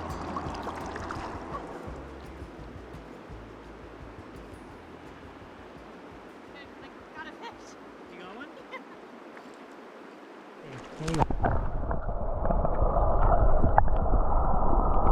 Wow. There we go. Just like that. Get him?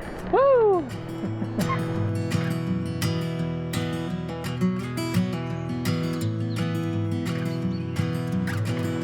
Well, we've been here way longer than we anticipated, but it's hard to leave because every few casts we're bringing them in. So We're having so much fun. yeah, this is a blast. I'm glad we stopped here, but we need to get on the road.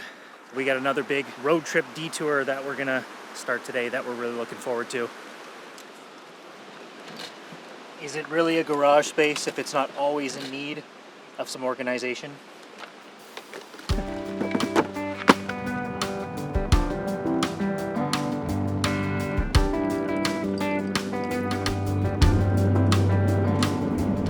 Got ourselves a couple coffees for the road. We're here in Dees Lake. We topped everything up, got the batteries charged. Tank is full, we got water. We're ready for a good old-fashioned adventure, my friends. Let's go to Telegraph Creek.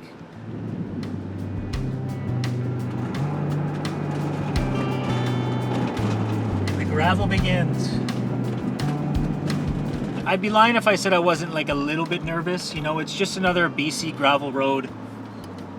But from what we've heard, there's some big, up to 20% grades to go up and down. So it's a short detour. It's only about 112 kilometers to get into Telegraph Creek. And then we got to come back out the same amount, obviously. So yeah, I'm excited. Got that little bit of nervousness. I think having that little bit of anticipation is always a good feeling too, though. Keeps you on your toes.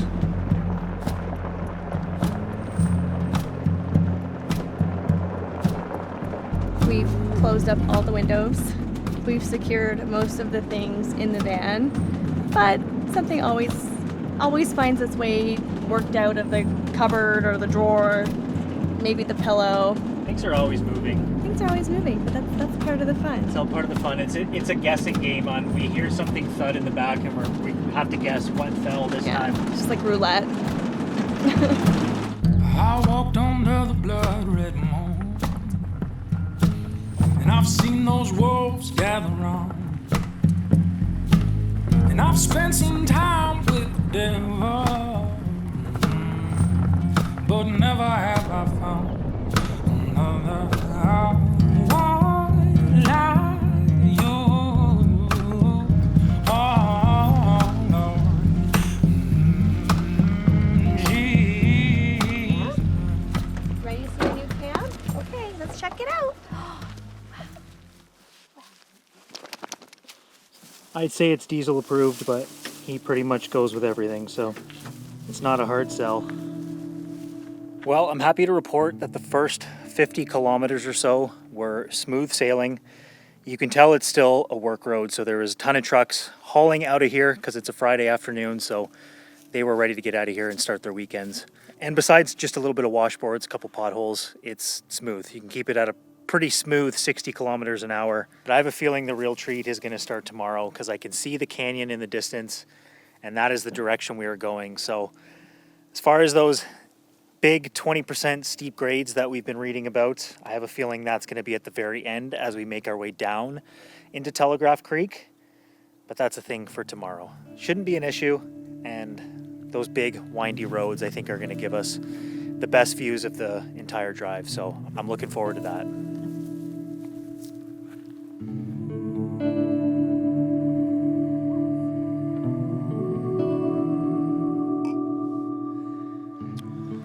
pierogies, onions, bacon, salad for dinner tonight.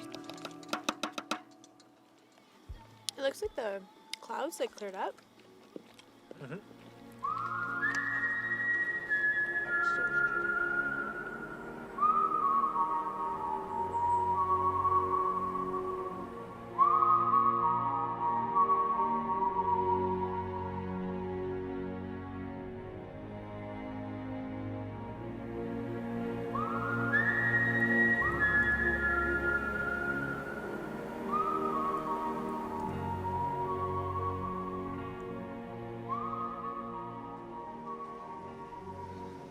Day 2, today's destination, Telegraph Creek.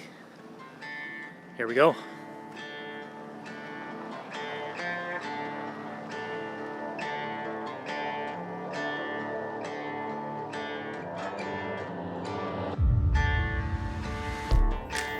Down we go.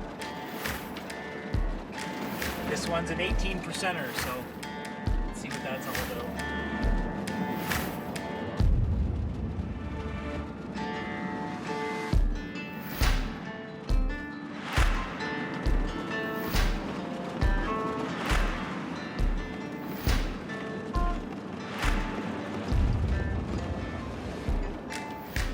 Yeah, we're getting thrown right into it. We just stopped to land the drone. Yeah, it looks like we got another nice incline to head up right now. And this is for the next 60-ish kilometers, so this is gonna be fun. A couple of these bad boys to get us going. Here we go.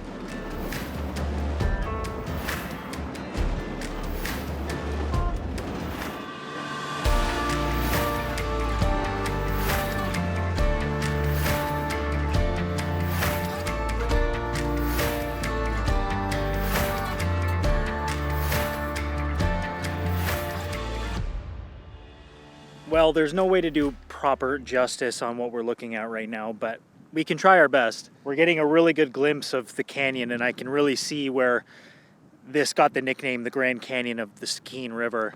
And yeah, there's a ledge down there even a ways, and then the canyon just keeps dropping. So that's where we're going. We still have quite a few kilometers, and it's become real. It's become an adventure, that's for sure. These grades are no joke, and not in a rush to go back up them, so I'm glad we're going to be here for a few days, but I'd be lying if I said it won't be on my mind for that time that we're down there in Telegraph Creek. But this is just awesome. You can tell we are in British Columbia. Beautiful, mighty, crazy British Columbia. Amazing.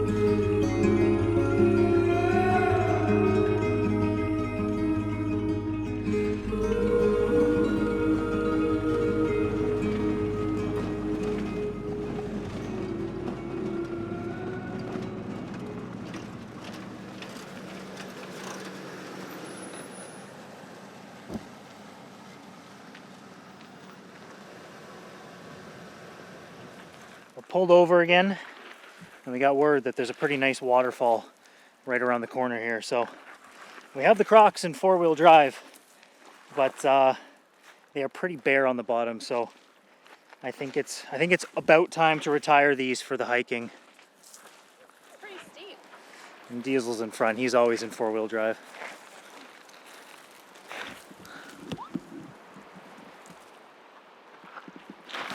Oh. Careful, bud. Yeah. Hey, we found it. Wow.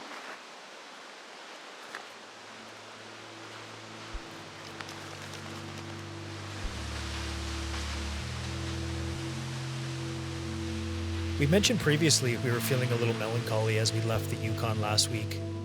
However, that feeling was pretty short-lived after taking on this next big leg of our travels through British Columbia.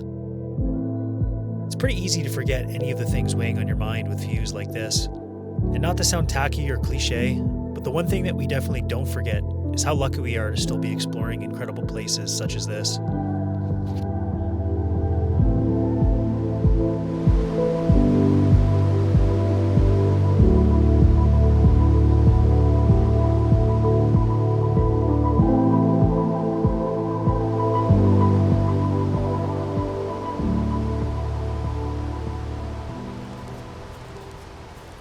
A little mountaineer.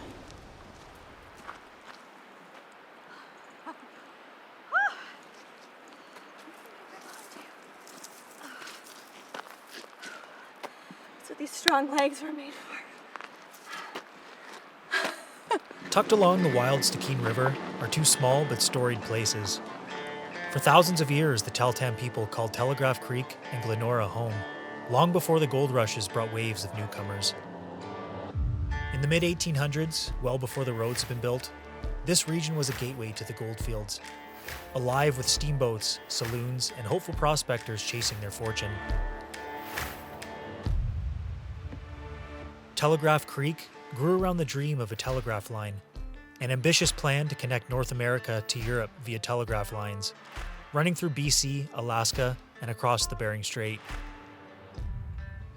Although the project was abandoned after a cable had successfully been laid across the Atlantic Ocean, which was ultimately a more economic and a much faster alternative for communication between the two continents, the name Telegraph Creek still remained.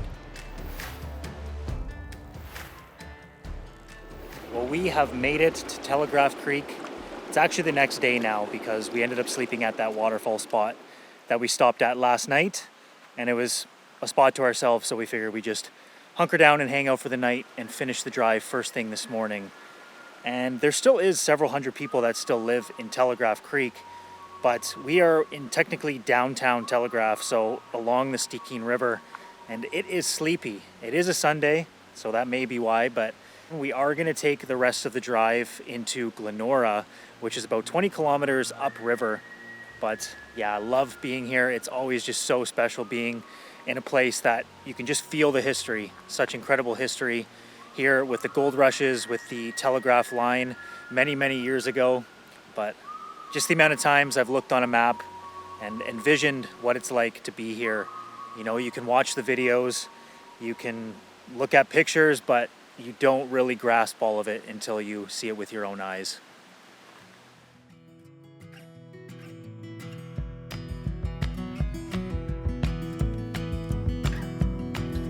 Today, both towns stand much quieter, but they still carry the echoes of adventure and the boom and bust spirit of the North. This area in particular is a stark reminder as to how quickly fortunes and whole towns would rise and fall during the gold rush era.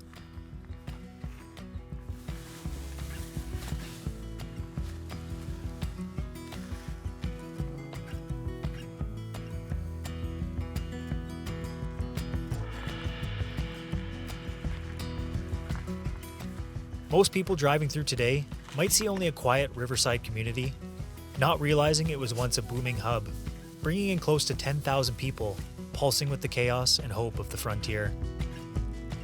What do you think? Should we paddle the Stewart-Cassiar River next? I feel like we just keep coming to these rivers and just kind of foreshadowing what's going to happen in the future. And I think the Stewart-Cassiar River is one of those trips. Yeah, we could get on right here, and within a week or so, we could make it all the way to Wrangell, Alaska, and it looks just spectacular. An unreal canoe trip, and one that's high on the list for future trips. So we are thrilled to be here, but the excitement was sort of short-lived because within the first half hour, We were hanging out down by the river, and we're pretty sure Diesel ate a bee and was kind of just spazzing out a little bit, kind of clawing at his lips. And it's been over an hour now. We've had the Benadryl ready, and he's fine. He's sleeping back there. I think he was just a little stressed out, as were we. But yes, a little bit of a fiasco upon arrival here in Telegraph Creek. Well, we didn't make it very far. About a minute up the road, and we realized there's a cafe/bakery, so... And they're open. We're going in. Yeah. Hope they have cinnamon buns.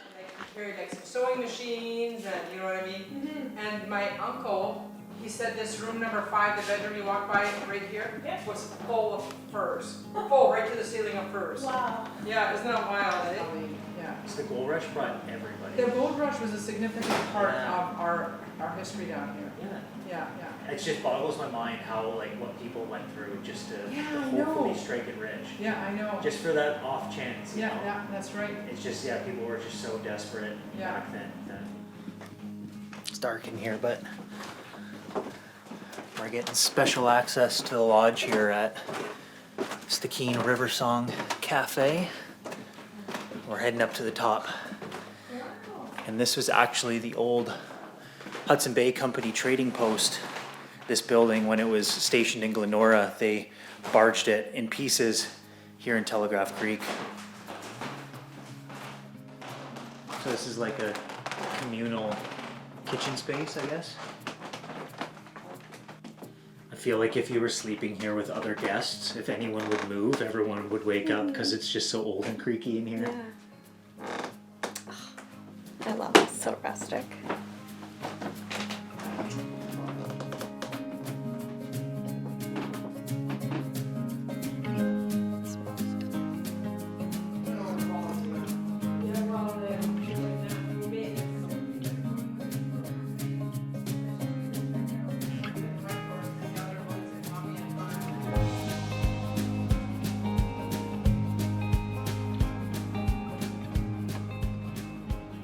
So we've just been driving about 15 or so kilometers past Telegraph Creek. We're trying to find Glenora, and we've taken a few side roads to find it. So it's a little bit bumpy right now because we're not on the main road, but we've got to see some of the places that the people are. Oh, hold that thought. Hold that thought. Everything good? Everything's good. As I was saying. Back to it. We're just cruising around some of the back roads here in the area, kind of getting to see the homes around here and a few locals along the way. So from what we heard from Karina, who is the manager at the Hudson Bay store, she said that there's not a whole lot going on in Glenora anymore. All the buildings that were there are essentially flattened. So there's not a whole lot there at this point, but we still want to find it. According to our map, we've driven by it, but we're not really sure.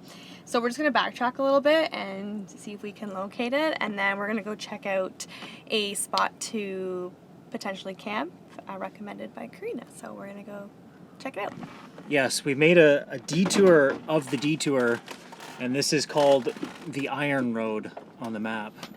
And it looks to be just a little bit wider than an ATV trail, but very scenic. It's gotten a lot more lush in here, and we did see a pretty healthy sized black bear on our drive in here, which is pretty cool because we haven't really seen a whole lot of wildlife on this trip yet.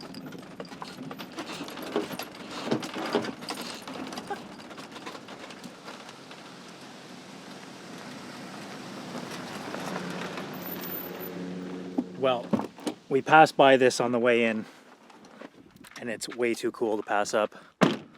Gotta go check this out. Chris, are you in there?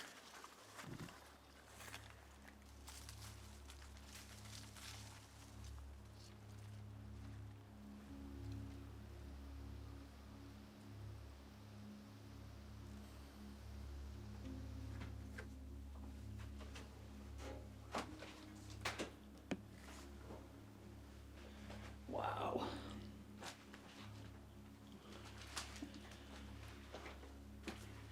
This is the Canadian version of the Magic Bus.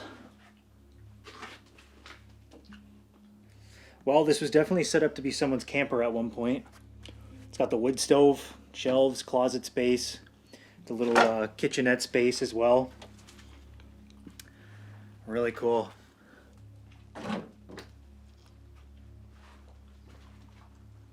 Yeah, we passed by this. I really couldn't carry on without coming to take a look.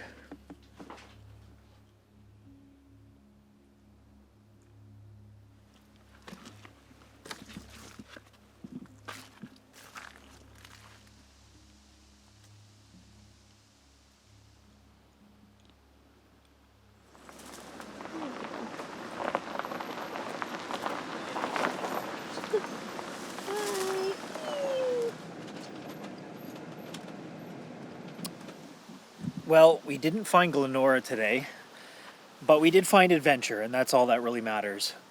But we got word on this little camp spot here, right on the river, from our new friend in town that we met at the cafe earlier today. So feels pretty cool being here, tucked away on these little not-so-known spots. But just looking at this place on maps for so long and finally being here, it's really cool. And so much history. If you've been watching this channel for a while, you know we really enjoy our history. And it's kind of funny how things change, because I failed history in high school, and now I just absolutely love it. But, you know, of course, particular northern history and, you know, the boom and bust and gold rush history from here up in the north. Well, Diesel, do you approve of camp tonight, buddy? Okay, take that as a yes.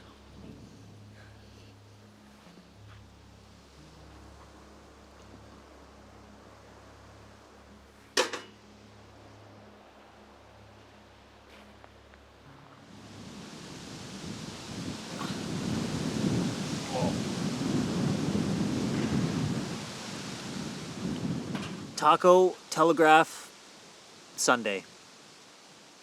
Bon appetit.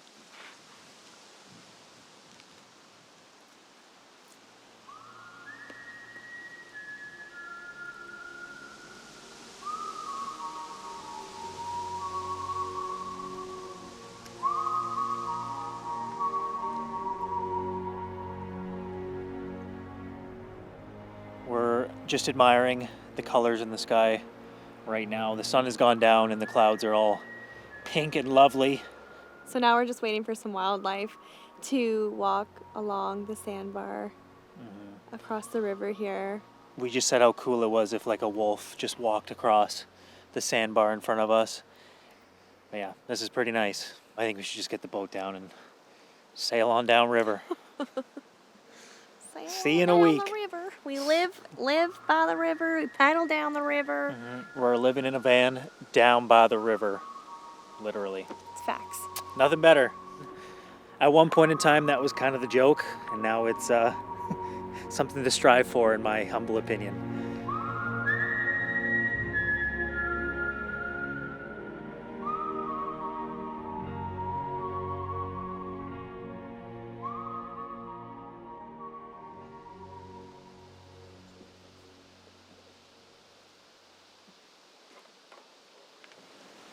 Well, we had a nice relaxing morning down by the river. Just got some work done, enjoyed the sunshine. And Kyle and I decided that we should probably have a shower. So we came back to the Sticking River Song, the cafe and lodge, and grabbed a shower, $5 for a shower. And Karina, who manages here, makes pies on the daily. So we grabbed a couple slices each. We're having blueberry, strawberry rhubarb, and apple pie. So we're really excited to try it. It's so good. So if you do ever come to Telegraph Creek, make sure you stop here and get yourself a piece of pie. This year we've really been trying to stay in places a little bit longer in order to get a full experience of a particular area. We beat ourselves up a little after last year, where we essentially drove through towns just to get there and then carried on shortly after, only to regret it several months later. These few days along the Telegraph Creek Road weren't nearly long enough, as we could have spent much more time exploring the town itself, as well as the canyons and potential camp spots along the way, especially now with the fall colors beginning to set in. However, in the following days, we'd have to continue making moves southbound to get to Prince George for other obligations. British Columbia is a massive province with many remote towns and kilometers in between, but we wouldn't have it any other way.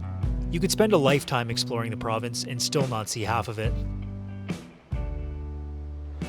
Not entirely sure how we passed this spot on our way to Telegraph Creek, but we just pulled in now, and the longer we stay here, it's starting to look more and more like camp for the night. It's pretty amazing. We're right in this canyon here, and we've only got a few more ups and downs before we're out of the canyon area, and then it's pretty much just flat all the way back to Dease Lake. So really just trying to soak it in as much of these crazy canyon views as we can. So yeah, I think this will be home for tonight.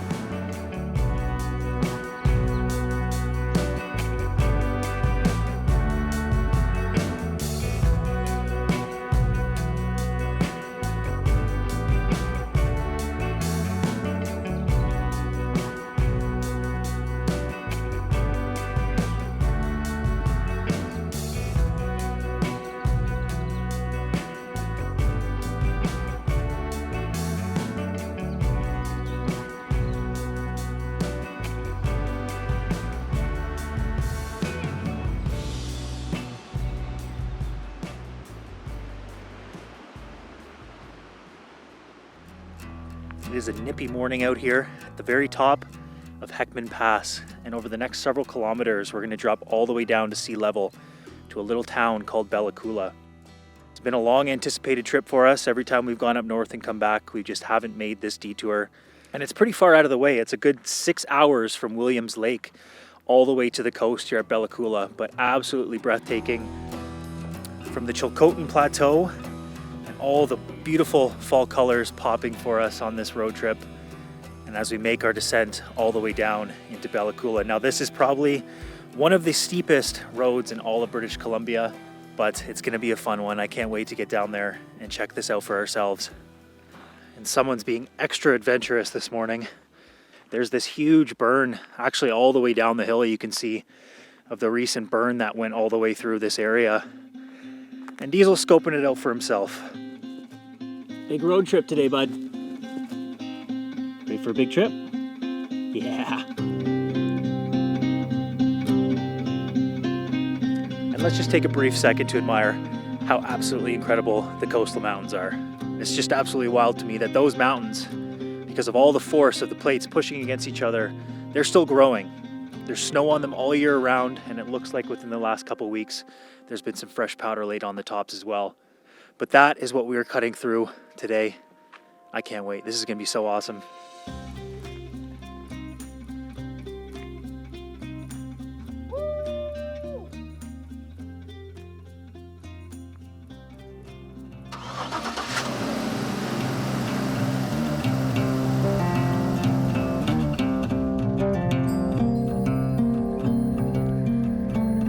Down we go.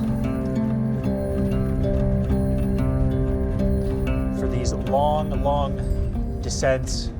I just have it in third gear, so it kind of stops us from going too fast, and it also it's going to help the brakes significantly.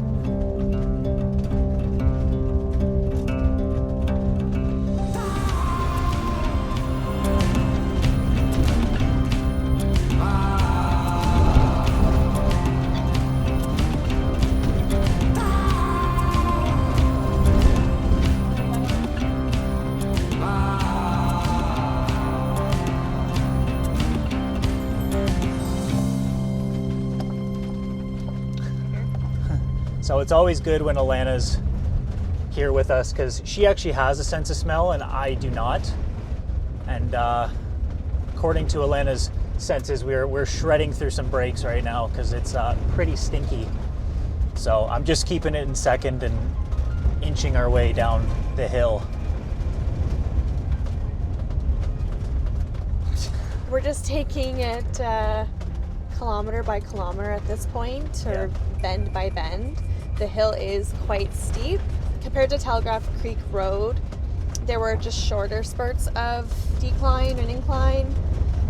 So it wasn't like too intense compared to this. Like this is just straight down because we're literally going down to the coast. Yeah. So we're feeling it, but it's honestly, it's gorgeous. This is insane. Beautiful. Like, Yeah. oh my gosh. Like, just look at this.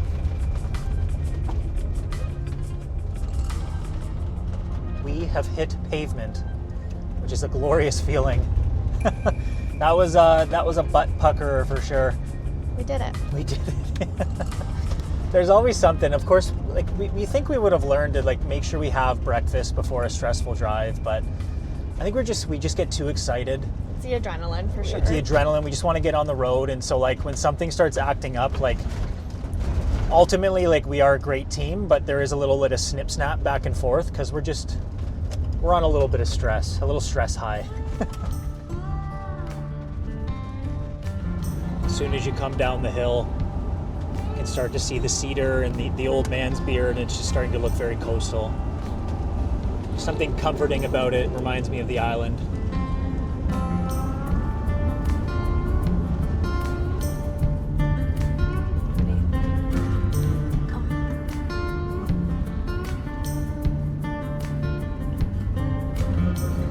Between the neck breaking, turning your head left to right, every rock, especially along the river, and every stump just is a bear. It is primetime salmon run, so I'm pretty positive we're going to see some bears today.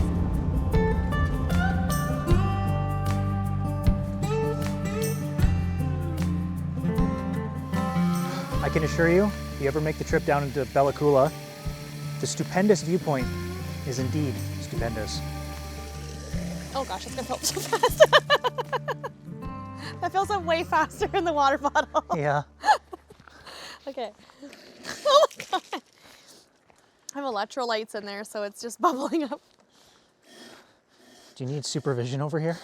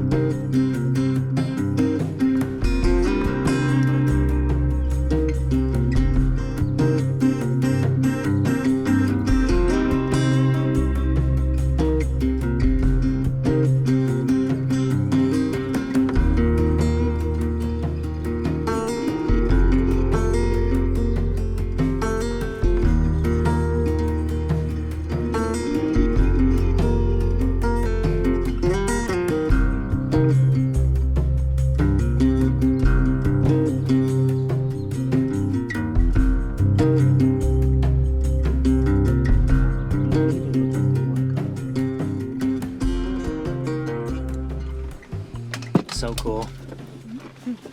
Big mama and a little cub.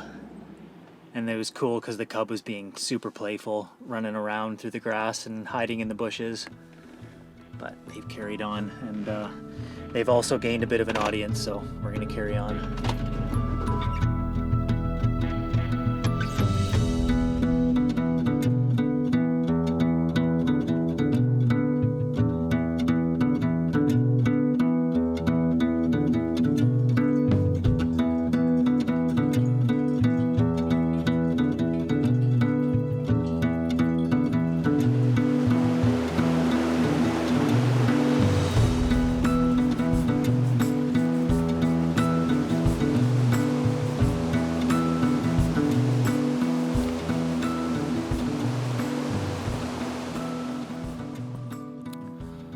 Well, folks, it appears that we have transferred over into another dimension from the swath of farm cows up on the Chilcotin Plateau to the sea cows over here on the coast.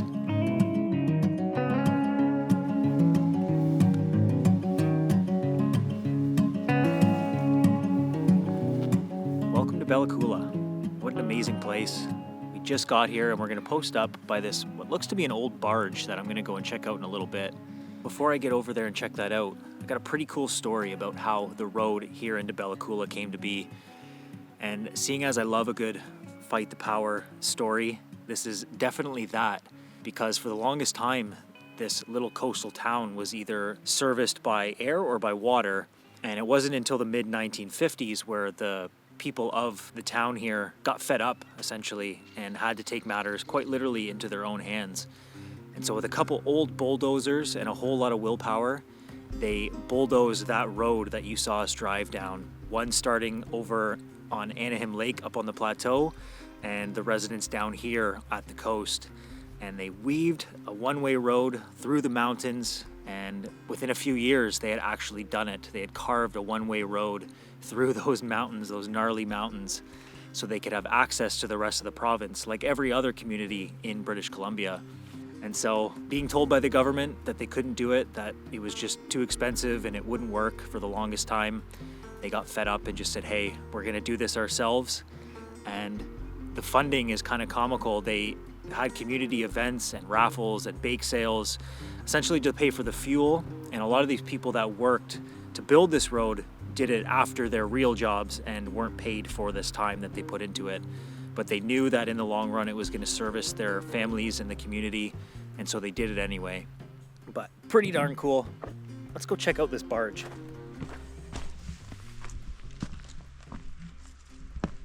All right, how are we going to do this? These logs are a little damp, but I'm just going to go nice and slow. Maybe we'll crouch down. Seems like the best way over. 6 feet. 5 feet. 4. Okay, I'm gonna jump. There we go. Oh, there we go. This thing's huge and a little bit slippery. Looks like this thing's just been sitting in the rain for the last several years, but check this out. We're gonna make sure we don't fall in any of these.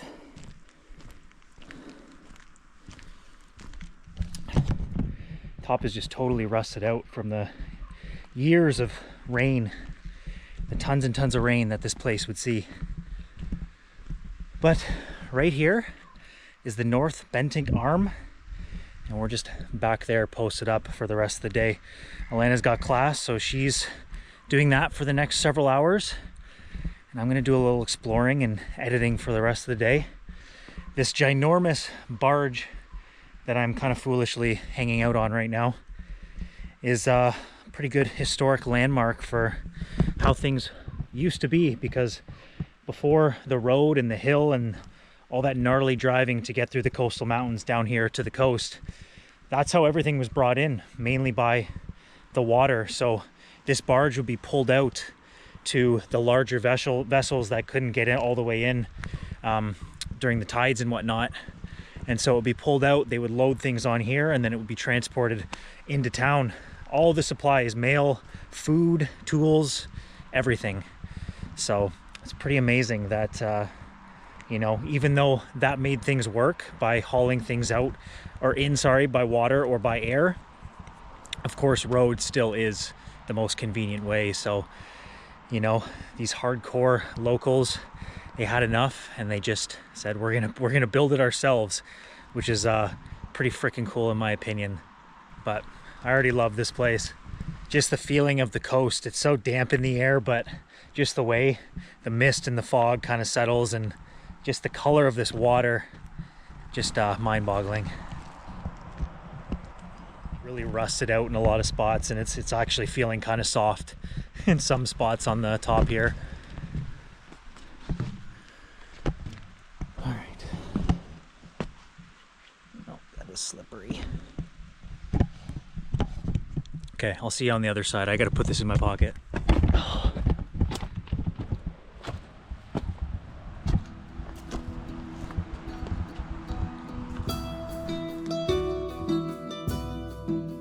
It's hard not to imagine what it must have been like for the early explorers to first come across a terrain like this. Along one of our many long drives, I had mentioned the story to Alana of how Alexander Mackenzie had been the first person to make a successful trip across the continent. However, on one of his previous trips to reach the Pacific, he had mistakenly taken a turn, which ended up taking him and his team to the Arctic Ocean instead. Her response to this was, "That's pretty badass," and I have to agree. Because in the late 1700s, the western part of the continent was essentially unmapped, besides a couple small lines to show the rivers that had previously been scouted. It's astonishing to me to imagine a group of people to have the courage to go into such uncharted territory. However, a great explorer such as Mackenzie is only as good as the team traveling with him. And I say this because if you've witnessed the terrain here in the West, you know how incredibly violent Mother Nature can be. It's no secret that any of these early explorers that worked well with the First Nations people had significantly more success along their travels. If it weren't for the native guides and their knowledge of the Bella Coola River being impassable, Mackenzie and his team very well may have never reached the ocean. Instead, they knew to hike overland using a set of old trading routes to make a successful trip to the Pacific.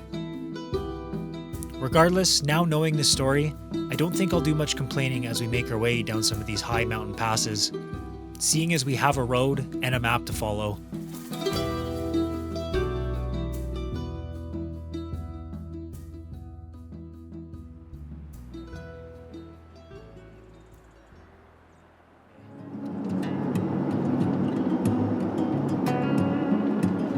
You guys have been watching for a while. You know we like to play the wave game every now and again.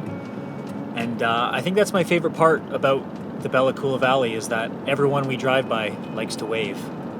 And it's not just me putting my hand up and getting nothing in return. So it's a nice feeling, you know? Just friendly, small town hospitality. No, that guy didn't wave, but okay, everybody else except that last guy.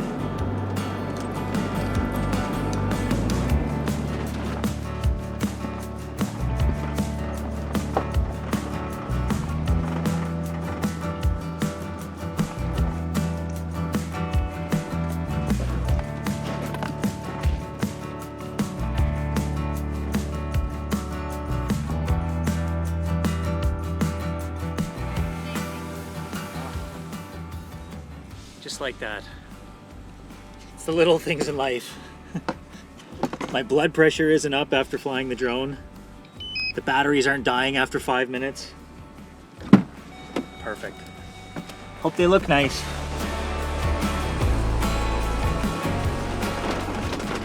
How you doing back there, buddy? And he's sleeping through all of it.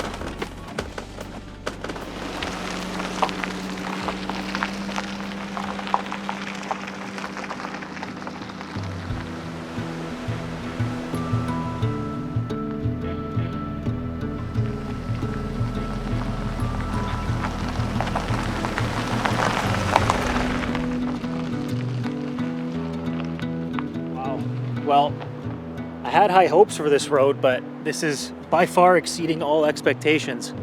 This is just mind-blowing. This is a one-off spot, which would be a beautiful spot for us to camp tonight, but it's still super early in the day. And we do want to get up to the glacier, which is about another 10 kilometers. And the road has been a lot of bump and grind, so we're kind of bobbleheads. But I haven't really wanted to stop to air down, but I have a feeling tomorrow, before we head down for the 35 kilometers, I'm going to air down just so we're a little more comfortable. But I mean, the views are, the risk for reward is just so spectacular. Like, this is just amazing. This is just stunning. It's so wild because we weren't planning on coming up here, but we met a couple people the other day who told us you have to come up here if you're going to be in the Bella Coola area. So that's why we don't really plan things half the time, because you just stumble across the things along the way and like, come on. This is wild. Wow. The camera doesn't do the justice, you guys know that, but we'll do our darnest to get as close as possible. Have a safe flight, everyone. Home point updated. Bye-bye.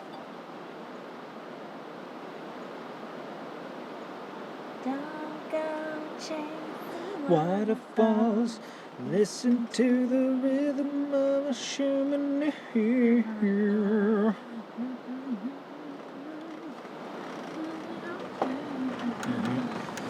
TLC didn't know what they were talking about. Come on.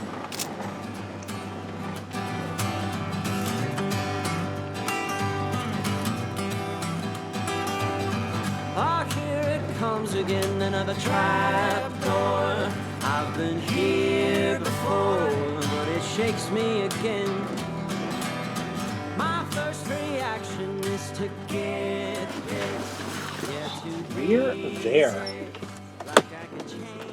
Besides a couple things falling out of the upper cabinet here, drive wasn't too bad. So we're definitely airing down when we head out of here later tomorrow.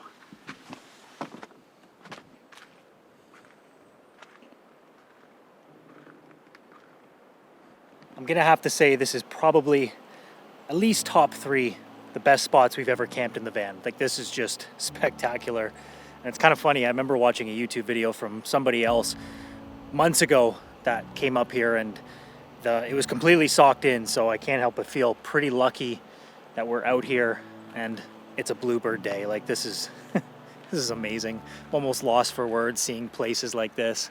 But I think after being bobbleheads for the last couple hours, we're just gonna decompress a little bit, probably get some food in us, quite possibly an adult beverage to finish off the day as well.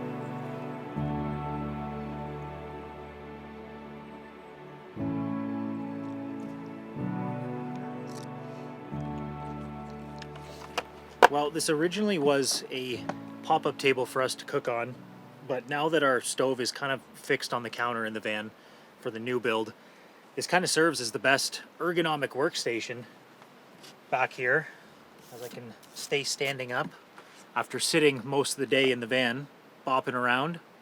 And as you guys can see, we got some pretty awesome drone footage on the way in here, and I am not risking flying that drone later.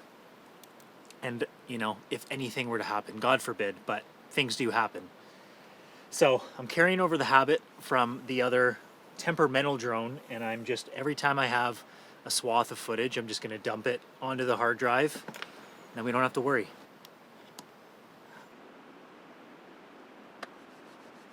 Got these 2 little hinges. I just hit that lever there. I can't do it because the laptop's up top right now, so we don't really want that flying off. But for like 20 bucks off Amazon, and it's been pretty awesome. So we actually may install another one on the other side if we can find a place to get them delivered to us. But yeah, works out pretty well back here in the van. It's probably a stupid question, but are you enjoying learning science right now? I'm taking a biochemistry course right now, and some of it's review from grade 11 biology and chemistry back in high school days. And I never thought I would be here today reviewing this information and then some. It's not a bad classroom though, right? It's not a bad classroom. I have really great views around me and some snacks, and it's the sunshine. So it's helping for sure. I'm almost done for the day. Yeah, almost time for a drinky poo or what? Yeah. Okay.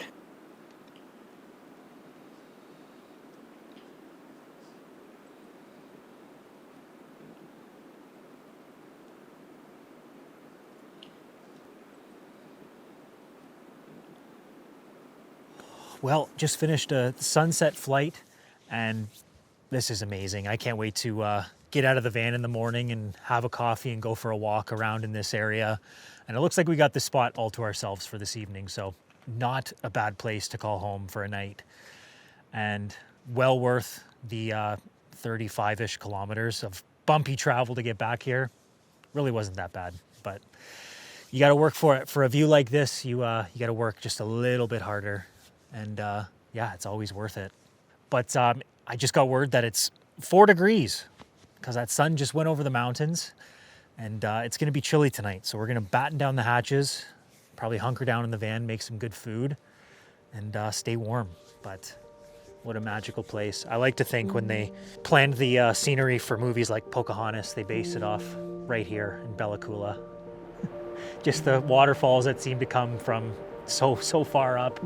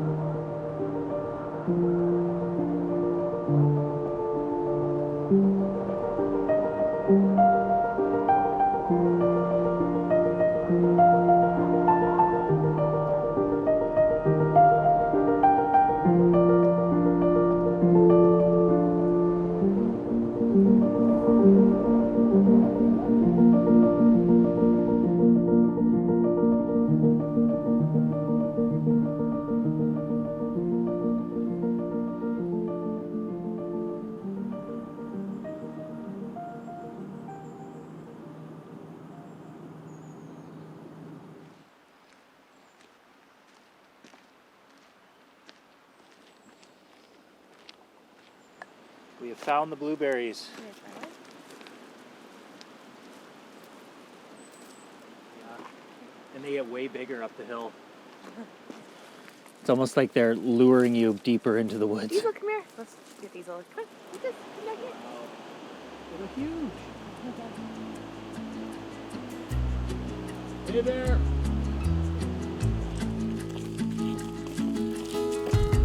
I think one of the things that I enjoy the most about traveling and doing kind of what we do is just getting up every morning somewhere new and just going for a walk. Having the time to go for a walk, in my experience, and I know Alana agrees, it kind of just sets the tone for the entire day. Like if you just get up and just move, it kind of puts things in motion. I've found at least. But the thing that I'm most looking forward to, because it's not every day you stumble across these campsites with the open-faced green porta potties, and we've had our walk, we've had our coffee, and nature is calling. And not to offer TMI or anything like that, but if you've ever pooped in the wilderness, you guys know it's quite exhilarating. Amazing. Have fun.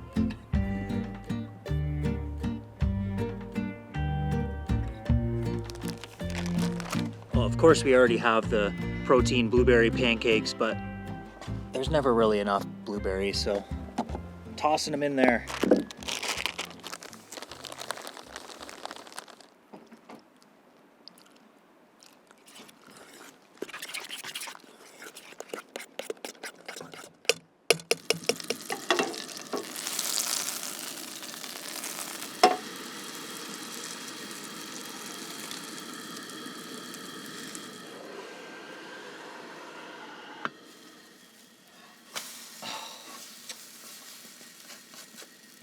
Not my best work.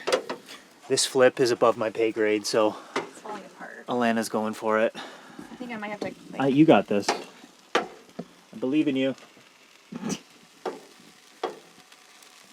Yeah, okay. There you go. Omelet it is. Yeah. Pancake omelet. Yeah, it's just. How much? Maybe Nice is work. there? We all have blueberry stains on our Yeah. hands. This is the most important step. You have about 3.7 seconds to wipe the bowl before the mix turns to cement. Well, here's my mountain of blueberry pancakes. Didn't turn out the best appearance-wise, but it's still gonna be delicious. Right, buddy?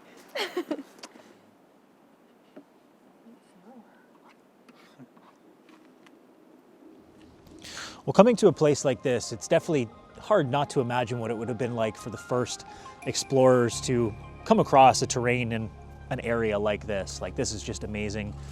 And we are heading out this morning, but we did stay another day because you don't bump and grind all the way down these logging roads to come to a place like this to, you know, kind of turn around the next morning. So we got to stay here another day, but we do have to make a mission back east because we have to get back to Williams Lake and then continue east towards the Rockies. So we do have some big driving days.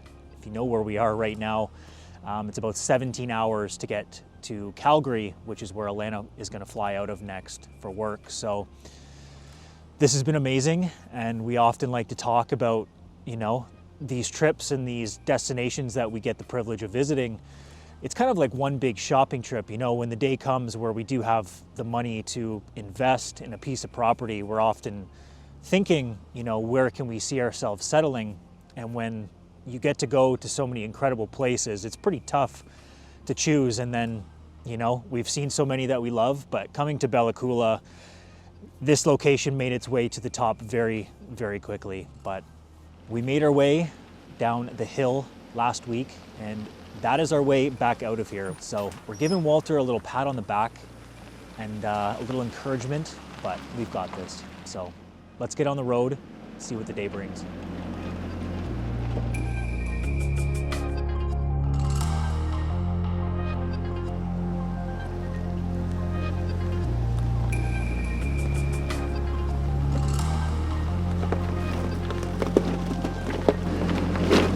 Keep going.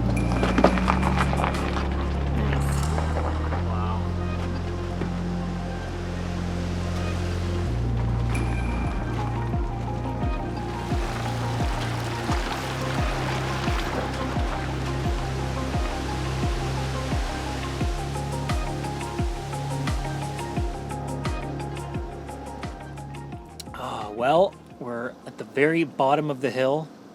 We got ourselves down here, so it's time to get ourselves back up. But we got that rumbling in the tumbling. We're feeling that little pang of nervousness because it's a pretty long go. We do have some spots that we can like pull over and stuff, but yeah, it's steep and it's on the side of a cliff, so it should be exciting. Here we go. Woo!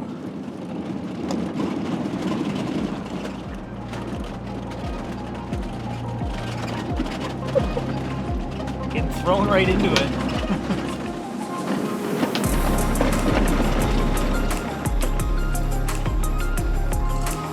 Now, we've only really scratched the surface on what we can see out here in the northwestern corner of Canada. This wasn't our first trip, and it certainly won't be our last. But there's other corners of the country that beg to be explored, and we can't wait to see what the East Coast has to offer in a few months' time. We're glad to call this country home, and although we have ambitions to see the rest of the world one day, it's thrilling to know that we can spend a lifetime in one country and never be able to see all of it. Thank you to everyone who's made it this far. We appreciate your continued support, and we hope you'll stick around for what's to come.